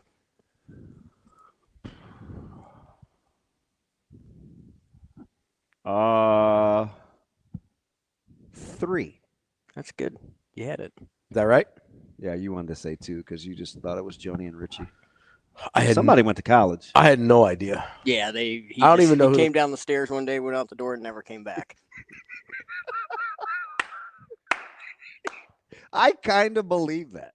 They used to do that on shows all the time, where somebody would just disappear and just never. They wrote his ass off. Yeah, they would never address it. Yep. Just be like, oh, that guy's gone now. You know who they should have done that with? Yeah. What was the younger daughter's name in Family Ties? What was Alex's and Mallory's? What was the little girl's name? No, I don't know. She drove me up the wall. I wasn't a big Family Ties guy. Man, it's depressing. I didn't watch a lot of Family Ties. That's a good show. I like that show. I watched I didn't watch a lot of that stuff. Yeah, I mean it's before you. Yeah. So. Well, you have kind of an old soul, so and syndication is a thing. Yeah, mostly the syndication was I don't remember seeing those on. What you talking about, Willis? That show was so inappropriate. Now, I don't even think they could rock with that. Who was the? Now the world don't move. See, that's where the whole. Never mind. What's that? Nothing. You good? Yeah, I was going to talk about knighting, but I'm not. So I think it's interesting. Yesterday, there was a report that came out that Dylan Raiola would be willing to sit if Dante Moore came back to Oregon. That'd be willing to sit for a year. Yeah. I think that's a big factor into what we just saw today. I'm not sure Lanning would have taken him if that didn't get out, or if he wasn't intimating that. If you're Dante Lanning. Moore, do you think his stock was hurt by how they looked against Indiana? I absolutely think his stock was hurt. Yeah. He's probably still a first-round quarterback. I got two things confirmed at once. What's that? Oregon was always the team that I questioned, but Indiana's significantly better than I gave them credit for going into that game. Unbelievable. So I think two things can be true at once. You want to? Speaking of Indiana, you want to? So this hindsight is 2000 or 20, whatever it is. Yeah. Many. It's just 2020. Just 2020. But wouldn't I want to be able to see something at 2,000 feet the same as I could at 20? Could it be 2020? Or no? It could be. Like if you've got no, that's backwards. I think. I don't know. If you've got like 2010 vision, that means you see things at 20 feet, like they're only 10 feet away. Mm-hmm. So you'd almost want I think you want the second number to be smaller. Yeah. 2020. Nope. First number's big. That's bad. You don't want the the first number is always 20. Well, I have something I'd like to say. Go ahead. I've watched this 100 times. Yeah. You know the pick six Mhm. that Dante Moore threw? Yep. Look at the point man to the bunch side. Okay. Which one's the point man on the bunch side? So they're in a little 3-by, but it looks like a little triangle. Yep. The apex. The number one receiver on the line of scrimmage. Okay. He's still open. Okay. Listen, immediately. Yeah. He is still – they should have scored the other way. Literally. Yeah. They turned him loose. We just missed him. They turned him loose. Yeah. So they're either playing tendency or I don't know. Go back and watch that first play. Can I ask a question here? Because I think it's not even like I'm not even like wishful thinking. He's wide open right now to the 3-by. Is that something? Because this seems like something that Cignetti would do. Does he think that Dante Moore isn't reading it? He's got it predetermined. Maybe. Throwing the so ball? that's a thing. That's a thing. But that's coaching matters, right? Yeah. If that's the case, and you're predetermining things, Dante Moore should go back to school. Well, so is this a deal where you want to be the best of a bad bunch? Because none of these quarterbacks are. And maybe his play will be spectacular, but does anything about Mendoza's personality give you the inkling that he could lead an NFL locker room? No, I think that would be a tough hang. So, like, I think maybe it's like I don't know. I asked you if you thought it was a bid or they're playing in. No, I think that's who he is. So, but if that, I mean, you're gonna have to be exceptional. His only shot is if that truly is just who he is, that people appreciate. Like, it's not a front. That's just has what he is. thrown an incompletion yet? Just a couple, not a lot. Jeez. Not a lot. You know what's funny though? Like going back to the Cignetti thing a little bit and talking about Fernando Mendoza here. Is this goes all the way back to our identity conversation earlier in the show. Google me. Is Curt, leave me alone. I think a lot of people looked at Fernando Mendoza and was like, out of Cal. And we're saying, ready-made, we can get that guy in and get him in. What did I say about Fernando Mendoza? You thought he could be really, really good. Yeah. But did you hear Cignetti's comments on Mendoza? I think they played them during or after. I think they played them during one of the other games. Mm-hmm. And he goes, yeah, I looked at Fernando Mendoza. I was like, I think that guy can be pretty good. And then he just went off like a list of all the things to improve the day he got there. And it wasn't like that was a really stark contrast to me to the way seemingly other people view quarterbacks when they're bringing them in. To our guy's point this morning, was it Joshua? Josh. Who did I like? Yeah, Not I think Klein. so. I like him. Yeah, the one on Facebook. Yeah. So to his point, maybe that's part of the 1 in a million that you were talking about, that he was talking about with Cignetti. Maybe, but I also think it's. I think it's just a further. I think it is a result. Further example of him knowing what he wants it to be. Of knowing the identity so well that even this guy that other people think is ready-made and ready to go, he looks at and goes, I can get this guy there, but he's not there. Yeah, because despite we saw what he looks did like. with work. Yeah, who was not near the talent. I don't know if you know this, but you know what conference he came from? Mac. He's a Mac guy. Ohio, right? Yeah. Big Mac guy. Big Mac guy. Isn't he? Okay, am I remembering this correctly? I thought he was going to lose the job at Ohio. That's why he transferred. There's different. Just depends on who you listen to. Okay. Because that was sort of one of the narratives. Needing to get healthy, too. Yes. Is that maybe he wasn't going to be the guy at Ohio. And some guys just want a fresh start. Yeah, that's totally fair. Sometimes you need a fresh start. Are you okay with guys being told to test the market and then see if you want to come back? Yeah, I am. Okay. I'm fine with that. I also think I think sometimes. Because I think a lot of people are going to find out the portal, it's a lonely place. Well, it's funny you bring that up. Why? Well, because I was looking at landing spots for guys for Nebraska that have been in the portal. Mm-hmm. So Dylan's going to Oregon. Malcolm Hartzog's going to Arizona. Yeah. Keona Davis doesn't have a spot yet. Is Keona Davis in the portal? I don't think he's officially. So fair. I don't think he's officially in there. But you've got. I think Vermas went to Rice. Vermas, I believe, is at Rice. You got Jalen George at Tulsa. You got Jason Machacek at Wyoming. You've got Preston Okafor at Fresno State. Somebody else just went to Fresno too.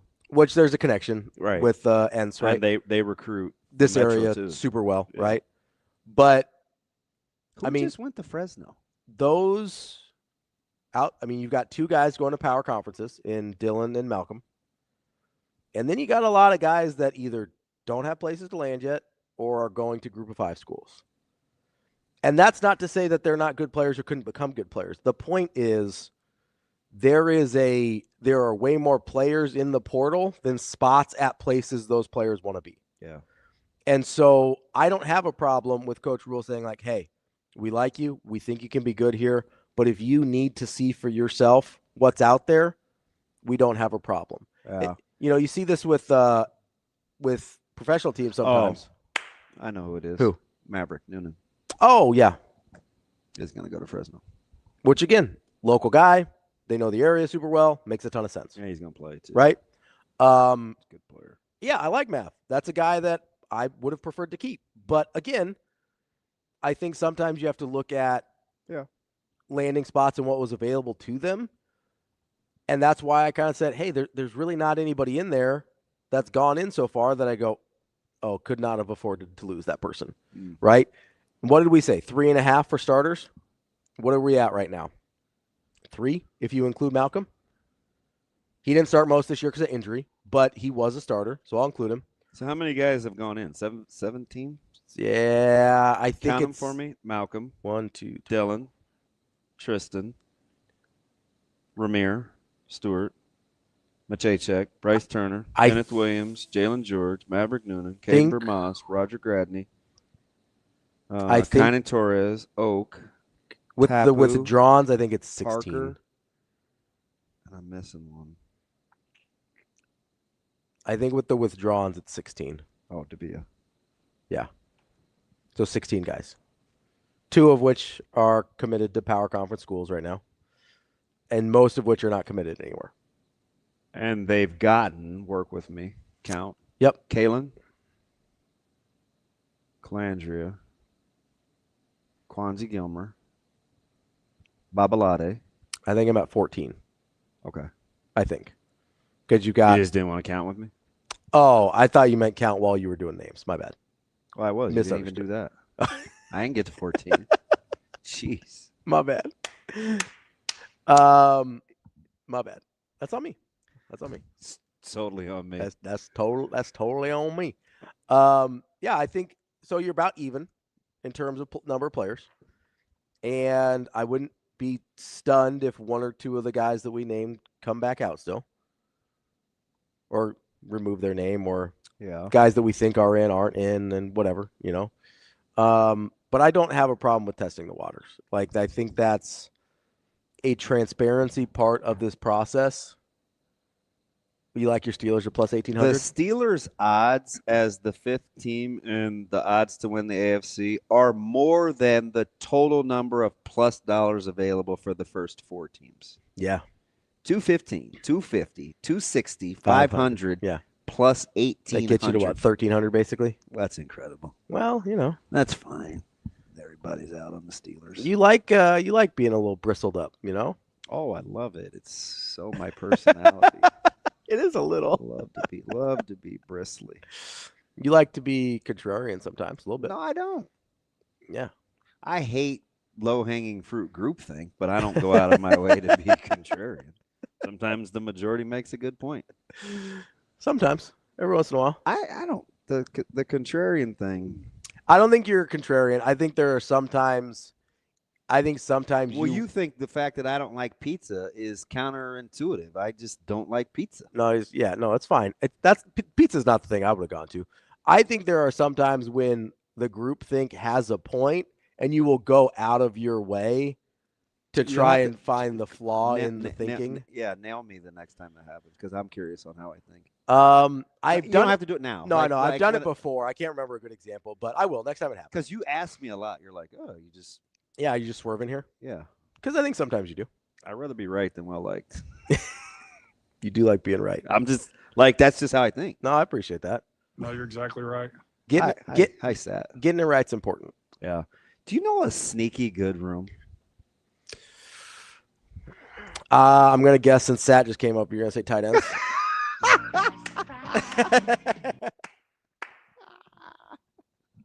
That's a good room. It is a good room. It is a good room. That's a pretty good room. I think some people forget that Mac Markway was probably going to start this year. Yeah, and at some point you're going to get Carter Nelson going. You've already got Luke. Although Luke, so if like L2, like next leveling Luke is a little bit changing body type. He's got streamline a little bit. Yeah, yeah, I think so. Because he's definitely can get paid on Sundays. You've maximized Echternach. Markway's back. Carter Nelson. I told you about Hengerson. You like Danny King? Danny King. They just put on paying for his school, and I like Sorensen. Oh yeah, Sorensen's nice. So you don't have any redshirt freshmen in that room. You've got freshmen, sophomore, junior, seniors. But yeah, you'll be all right. You only have one senior. Is Ingerson not technically a redshirt freshman, or he won't be a redshirt freshman next year? He'll be a sophomore next year. Okay. I didn't realize he played enough to not have a redshirt. Yeah, he's a sophomore. There you go. I like him. And to quote Caleb, he's like, man, if he's just a little bit twitchier, he'd be playing on Saturdays. Yeah. I like Ingerson a lot. So you know what drives him up the wall, and I'm glad he has to live with him, is, I watch warm-ups all the time. I would never say this to Caleb, but I watch warm-ups, right? So the first group goes in, the defense, and then the next group goes in on defense and the secondary. So it's Caleb, it's Mari Sanders, it's Rhett. Like that next group up, you're just getting reps. He always when he's fitting in the run game, he always has to go against Ingerson because he's in that group given the looks. He gets killed every time. And I'm like, Ingerson's a big dude. And I always want to say, I don't know if I want to say, hey, Eric, it's a defensive drill. Let those guys win. Be or nice. I want to say, hey, you rather stay ready than have to get ready, Lob. Stop getting your tail kicked. It's just funny, though, because I think everything he does is with everything Ingerson does is kind of with bad intentions. Bad intentions. Yeah. You need some guys like that. Yeah, you do. That's kind of why I wish you could see him up close. I was floored because now he has muscles. Yeah, So because he was lean. He was lean before. He was lean. Yeah, but he had good frame though. It's like that was always the thing, and I know people got mad about this. That was always the thing. They're like, "Oh, he's going to turn into a tackle or whatever." I was like, if he turns into anything, it's a D end. Yeah, and he at no point was anybody talking to him about being a tackle. Yeah, and he's a good-looking kid too. Yeah. Like, but like he's got the the hair and it impressed me at Papio what he did on the defensive side of the ball. Like if I was going to see him somewhere else, he wrecked us. That'd be Rec Miller North too. That's where I saw it. That's the place I would have gone before. I mean, it's a good room. It is a good room. Might get a lot better here soon. I think they're getting him out, Hudson. I just do. Oh, isn't he something? I think they're getting him Boy, out, Hudson. the tag teaming of him and Trey. I think he loves Trey. I think he loves. He looked good this weekend. The basketball program. I think they're getting him out, Hudson. I just do. Yeah. I don't have inside information. Wouldn't surprise me. That's just the way it seems like it's going to go. And hot danger. Do you know as of right now how many seniors do you think Nebraska has going into next year? It's under 20, isn't it? Yes. It's like 16? 18. Yeah, it's not a lot. That's wild. And you had a small group this year. Yeah. Yeah, it was 19 this year, 17, somewhere like that. Yeah, no, I mean, we kept saying it's the youngest team in the Big Ten. Like, it is, all of those guys are, freshmen, sophomores, redshirt freshmen. Like, you're finally getting some guys. And it's go time now. It has to be, right? There's no other way around it. But it is, that's what I like about Nebraska basketball. Yeah. It's an experienced bunch. Yeah. Well, look at Indiana football. Yeah. How about and I hate to give Jerome any credit, but his pull on most unsung. And for Jamarcus. He brought up Jamarcus. Yeah, I was like, oh shoot, good pull. That was a good call. Dude, how big was he Saturday? Unbelievable. Dude, his shot making way better than it. Way better than it was. It was relatively early, but he made a 3 at the end of the shot clock that looked like Lucky Charms touched the rainbow type stuff. And that joker hit nothing but net. I said, oh, it might be one of those days for Nebraska. But then they gave up a crazy run. It was down 16. I was like, oh, so much for Jamarcus.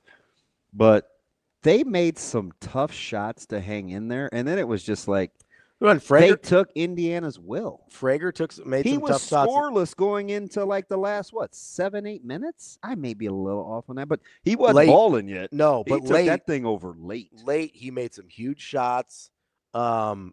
Multiple levels of the defense he did it against. I like watching Frager play a lot. Me too. Like, he is a guy that the thing I'm happiest about is he found a place where they let him be who he is. That's my favorite. Because I'm telling you, recruiting I think was kind of hard on him. Yeah. And I almost felt bad that he was kind of getting painted with a broad brush. And I was like, ooh, if you find a way to harness that though. What do you think he was getting painted as? So sometimes because I don't remember his recruitment super well. So a little bit late of a bloomer. And I think people thought I think the general perception was he was just too they know how coachable he's going to be. I mean, he would shoot some I watched him forever and I was like, ooh, just harness it, baby. Yeah. Cuz he has my number one attribute. Competitive. Yep. Yeah. Which is what I like about him. Yeah. Is that dude's a dog. And he gives confident. Zero cares. Confident. And I remember I'd see the scouting reports and stuff post playing them, and he would come into these games against Westside kind of not maybe playing as well or whatever, and he would do whatever the opposite of the scouting report said. It just seemed like it. Yeah. He is. I watched him warm up, and I was like, is he going to go anywhere inside the paint? No. Shot all threes, playing with the ball. Yeah. Just in his element, right? And I don't know, 19 points and 3 dunks later, it was like, huh. That's the hard thing to kind of figure out as a coach sometimes is how do you let a guy be himself, yet also give him a little bit of structure so that they can be the best version of themselves? Yeah. That's really tricky. I don't know that people totally appreciate that. And that was my favorite thing about watching Frankie Fiddler. Oh, in a sure. similar vein. Yeah. John Tanji, similar vein. Yeah. Although Tanji wasn't as talk about mean-spirited as the other two. Yeah. Competitive, though. But super competitive. Yeah. He'll stay on it. And that's why I like Tanji. I would describe Tanji. I like those guys that just won't ever go away. As a grinder. Yeah. More than he works hard too in the offseason. He's a total rat. I describe Frager as more like a dog. He'll fight. He wants to fight you. Yeah. Whereas I feel like Tanji's more of a grinder. He'll just keep chipping away. And talk about late bloomers. My God. And it's just good to see. I mean, Wrightsel's balling back healthy. Yeah. It's a lot of local flavor. No, you love to see it. And it felt like in real time, and this was probably just my perception of it, it felt like the Nebraska kind of recruitment offer was if he wasn't local, we wouldn't be in on this. That's how it felt with Frager. Yeah. And if he's in Missouri, I don't know if Nebraska goes and finds him. Yeah, no, I'm with you. You know what I mean? I'm with you. But locally how they are out, guys, just how many times they had him on campus. They did the same thing with Bynum. I watch Nate and those guys up close. I see what they're doing with Dada. Mm-hmm. They're not just rolling the dice. Yeah. I mean, they're doing their due diligence. Well, again, this goes back the whole show here. Which, by the way, that was a great one for Westside, bouncing back after losing the prep. And then prep turns around and loses the next night, right? To North Star. Yeah. North Star's got a chance. Boys, girls. Really? Yeah. So Southwest, because that's who Westside beat Saturday, right? Yeah. Southwest is good this year. They are. It's just a bad matchup for them because they're small. Yeah. And Westside's got a ton of length. Westside is ton of length. Huge. Yeah. But that's it was a good weekend of high school. Yeah, because your Daubers could have been down. Oh, sure. Especially you just after beat Westside in the holiday tournament. Yeah. You come back and lose to them at home on a packed house. And then so they closed the doors for that one. I think it was an hour before JV wasn't done yet. Yeah. I think we reported it was about an hour before the game started. That was it. That's wild. Yeah. Yeah, that was a good weekend for high school hoops. Yeah, college, high school. I think high school in A. Mm-hmm. I'd put. I think there's 6 teams that can win it. I think that's Westside. It's kind of where I would. Prep. Yeah. Southwest. Yeah. You putting North Star in there? Yeah. Are you putting Middle North in there? Yes. All right, that's 5. Who's 6? So there's a couple that are on the Friends that I want to see. There's legit dark horses. Sure. I'm a big Papio guy. Oh yeah. You mentioned that. Like, I'm yeah. They have to play a certain I'll way, say but they're capable. Been a little rocky. And I love Vignes. I like how they play. Okay. And one team that I think is inevitably going to get better, especially now that they're doing some different things with Morrow and how they defend. I'm always going to probably like Bellevue West because I think Klein is sensational. Yeah. So 5 plus a couple dark horses. Yeah. And I'm leaving out 1 or 2 because I haven't seen. Like, if I'm not there, then I'm a big NE scores guy, and it has to give me the opportunity to watch. And then because I have an NFHS network account. So who are the ones you're leaving out that you need to see more of? I want to see Southeast. I want to see East a little more. Okay. Southeast, Southwest had that big one on Friday, right? Yeah. I think Southeast can be good. Yeah. But I need to see more of their schedule against, and it'll play itself like out. competition. Yeah, it'll play itself out. That makes sense. Yeah, that Southeast Southwest game I think was same as Prep West Side, like where it was like you couldn't get in the joint. Oh yeah. I was looking at pictures on social media. It looked packed, and I was like, "You're way down." Because I've been in that gym, and I'm like, some of the pictures that the guys were taking, they were way down the sidewalk. Oh yeah. I'm like, there's not a chance. I don't know. I'd have had to leave. A little crowded for your taste. No place to hide. It was like that one night we played Benson. Nebraska played on a Friday night football. Mm-hmm. Might have been against Illinois. Oh, okay.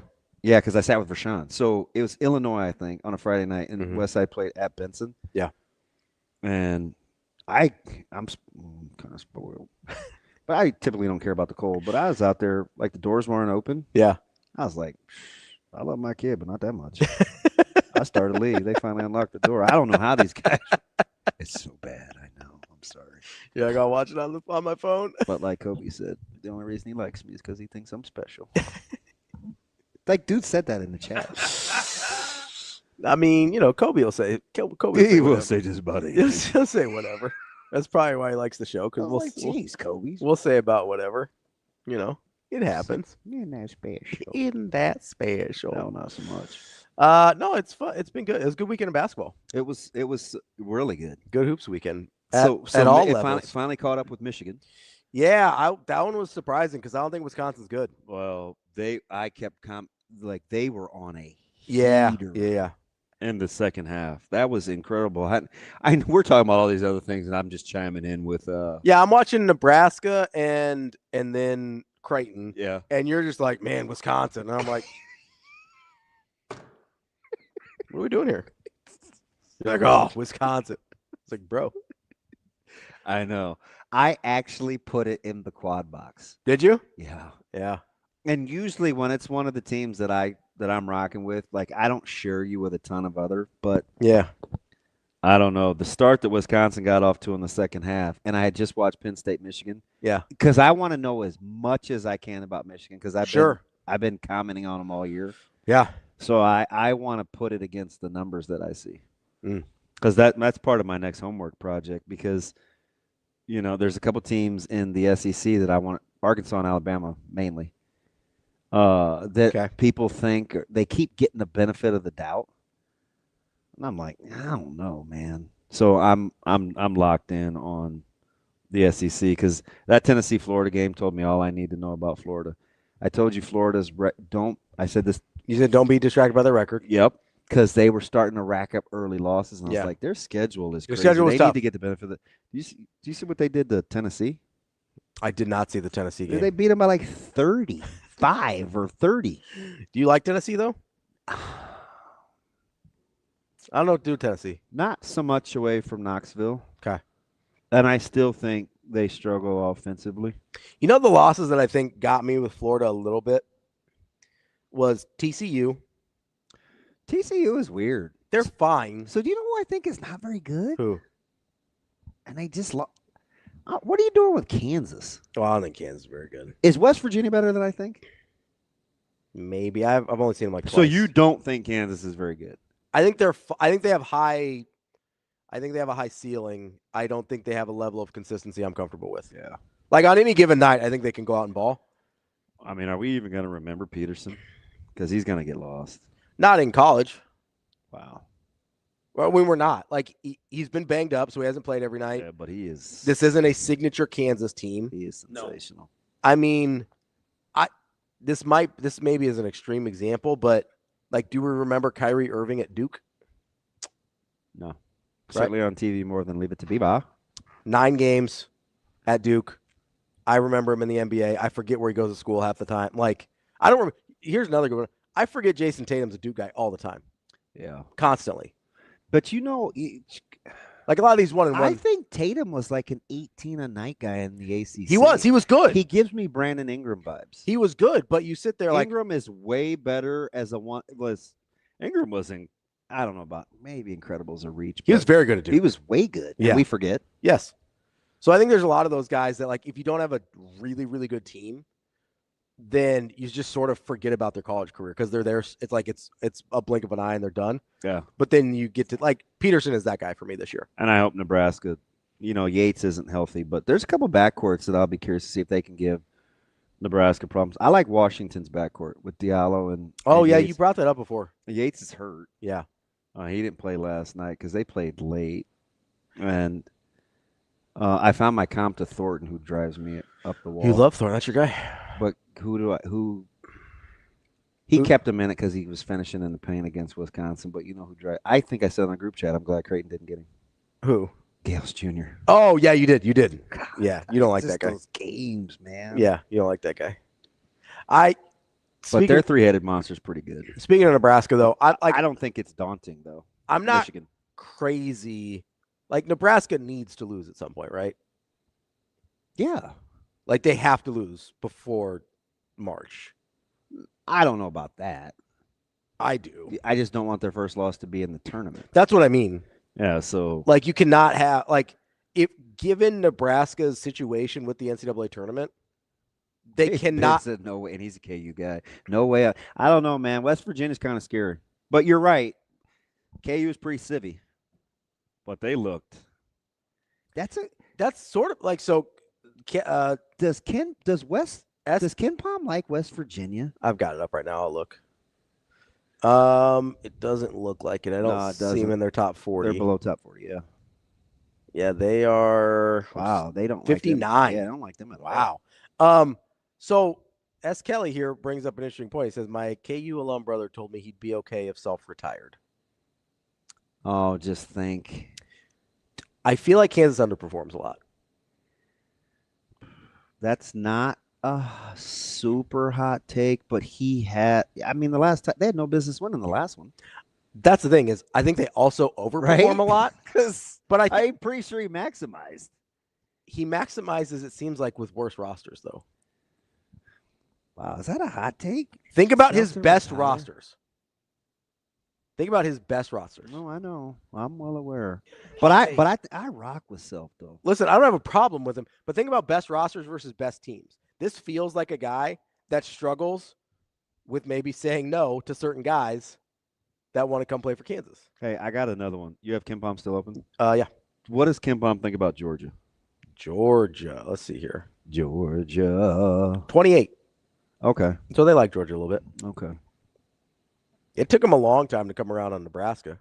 They still don't love him. No, though. it's still just 17. Really? Still just 17, yeah. What Big Ten teams are ahead of Nebraska that Ken Palm likes? Michigan, Purdue, Illinois, Michigan State. That's two teams that Nebraska beat. Yeah, Illinois and Michigan State. Haven't played Purdue or Michigan yet. Yeah. Huh. What about where's Alabama? Alabama's 14. Do you know what Alabama's record is? 11-5. Yeah. What do you think about Arkansas? They have losses to Purdue, Gonzaga, Arizona, Vanderbilt. Texas is their only bad loss. And it was not close. Arkansas. Matter of fact, when Texas won, that's the first top 15 win Texas has had in a minute. Arkansas's 30 in Ken Palm. At 12-4. Still an average offensive team. Guys running around acting crazy. I mean, that's Calipari.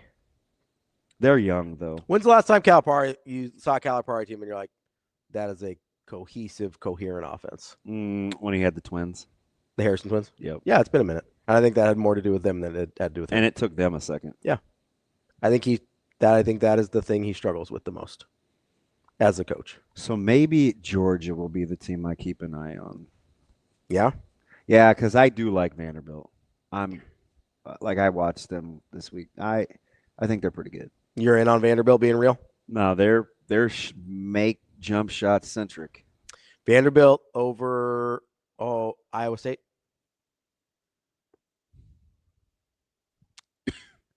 No. Vanderbilt over Arizona. No. Iowa State over Arizona.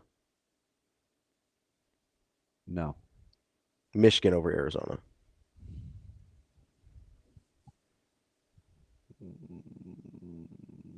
I'll take Arizona. Where does Purdue fit? I think Purdue is the top 6. Purdue over Vanderbilt? If they played tomorrow, I'd probably take Purdue. Purdue over Iowa State. I was going to say Iowa State. No. Okay. So that's the line. Iowa Purdue over Gonzaga. I think JJ just hammered Purdue again in my sleep.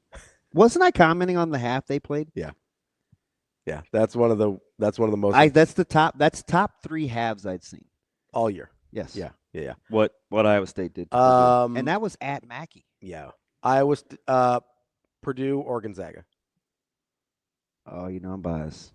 I'm gonna take Gonzaga. Okay, so that's their versatility, their line. I'm gonna take Gonzaga. Okay, so that's the line for Purdue. That's about your top 6. Okay, that makes sense. Yeah. Oh, I like how you did that. Sometimes I have good ideas. No. No. The best idea I've had lately, though. But do you know who I think is one? I hate. They're giving me Illinois vibes because I you don't trust them. I have an irrational get on the Illinois hype trade, and they inevitably always let me down. Yep. I might go back to the Houston bandwagon one more time. Ooh. That is a really good basketball It is. Listen, I'm a Kelvin Sampson guy, so I'm not. And I think they can actually score enough this time. That's the key there. The key for you is I got you, Skelly, 54. The key for you is go next gen Arkansas male medical. They've got you covered no matter how you feeling. See what I got? You got the nice cup. You're commenting on how I'm never answering your text messages because I'm always out doing stuff. I'm feeling good. Guess who's on the 500 got now? That TB 500 life. See, you're going to stop answering text messages now, too? Well, not that you regretted it before. I got to show you the directions that they put on the bio. That's what I like about them, though. They take care of you, even if you don't exactly know what you're doing. I think they think I'm stupid. They can help you out. Maybe I am. Make sure you get to nextgenmalemedicalclinic.com. You can schedule an appointment, see what therapies they have available to you, and tell them that your boys over at Hurrdat Sports Live sent you as well. And what's up? They're getting ready to redo the board. Oh, are they? Yeah, it's not chalk. Yeah, it looks like marker, like a weird dry erase marker or something like that. I asked them about it, and they immediately started laughing. So maybe they heard. Maybe they heard the show. The free spiel that we were giving about the amount of information on that board. Wait, I got to read It's Miller time. He says, I'm a huge KU fan, and I love Self, but for his health, he needs to retire. Too many heart scares these pets. Okay, maybe that's it. Maybe he has to chill. I think, and I know BP is a huge KU guy. Yeah. It's interesting. That'll be tomorrow. We're doing college hoops, and we got Coach Manning tomorrow. We got Coach Manning tomorrow for Nebraska wrestling, and we've got Nick Baugh. So we'll get into college hoops. What random team can I ask Bob about? Ooh. I always give him at least one kind of off the grid. I think tomorrow. Oh, I know who it's going to be. Oh, I thought you were going to do Georgia. No, yeah, I could do Georgia. I want to ask him about A&M. Ooh, good one. And plus your boy's over there, so I want to know. Who's my boy? He's your boy? Trev. No, he's not. He's your Feme? Feme? He didn't end up He's your boy? He's your boy. He didn't end up at A&M. A lot of people want him to come to Nebraska. He's committed already, isn't he? Yes. Elsewhere? Purdue? Did I see that? Is that right? Wow, was it Purdue? Are you sure? I think it's Purdue. Perdona May? Pardon me? That's what that is. I know. That's what I thought when I saw him commit to Purdue. I go, Perdona May? Purdue to me? I don't know. That's DB. Maybe I could ask him about Clemson too. Should I give him notes that I'm gonna have some random polls? Or just, No, I think you should just fire away. He's gonna be like this idiot. And he's gonna be like, DB, I don't cover those conferences. Look, he knows the ton. I got to get into St. Mary's too. I think he'll be ready for whatever you throw at him. Ken Palm like St. Mary's? St. Mary's? What do we got here on the Saint? I may ask him about St. Mary's because that's legit. I got Mount St. Mary. They do not like. What did they spelling this thing wrong? Saint. 35. Oh, so they do kind of like St. Mary's. Yeah, they do like St. Mary's. Me like it. Me like it. Do they like Old Dominion? That's who we'll talk. That's who we'll talk to tomorrow. STB. I'm Ravi Lulla. It's Hurrdat Sports Live.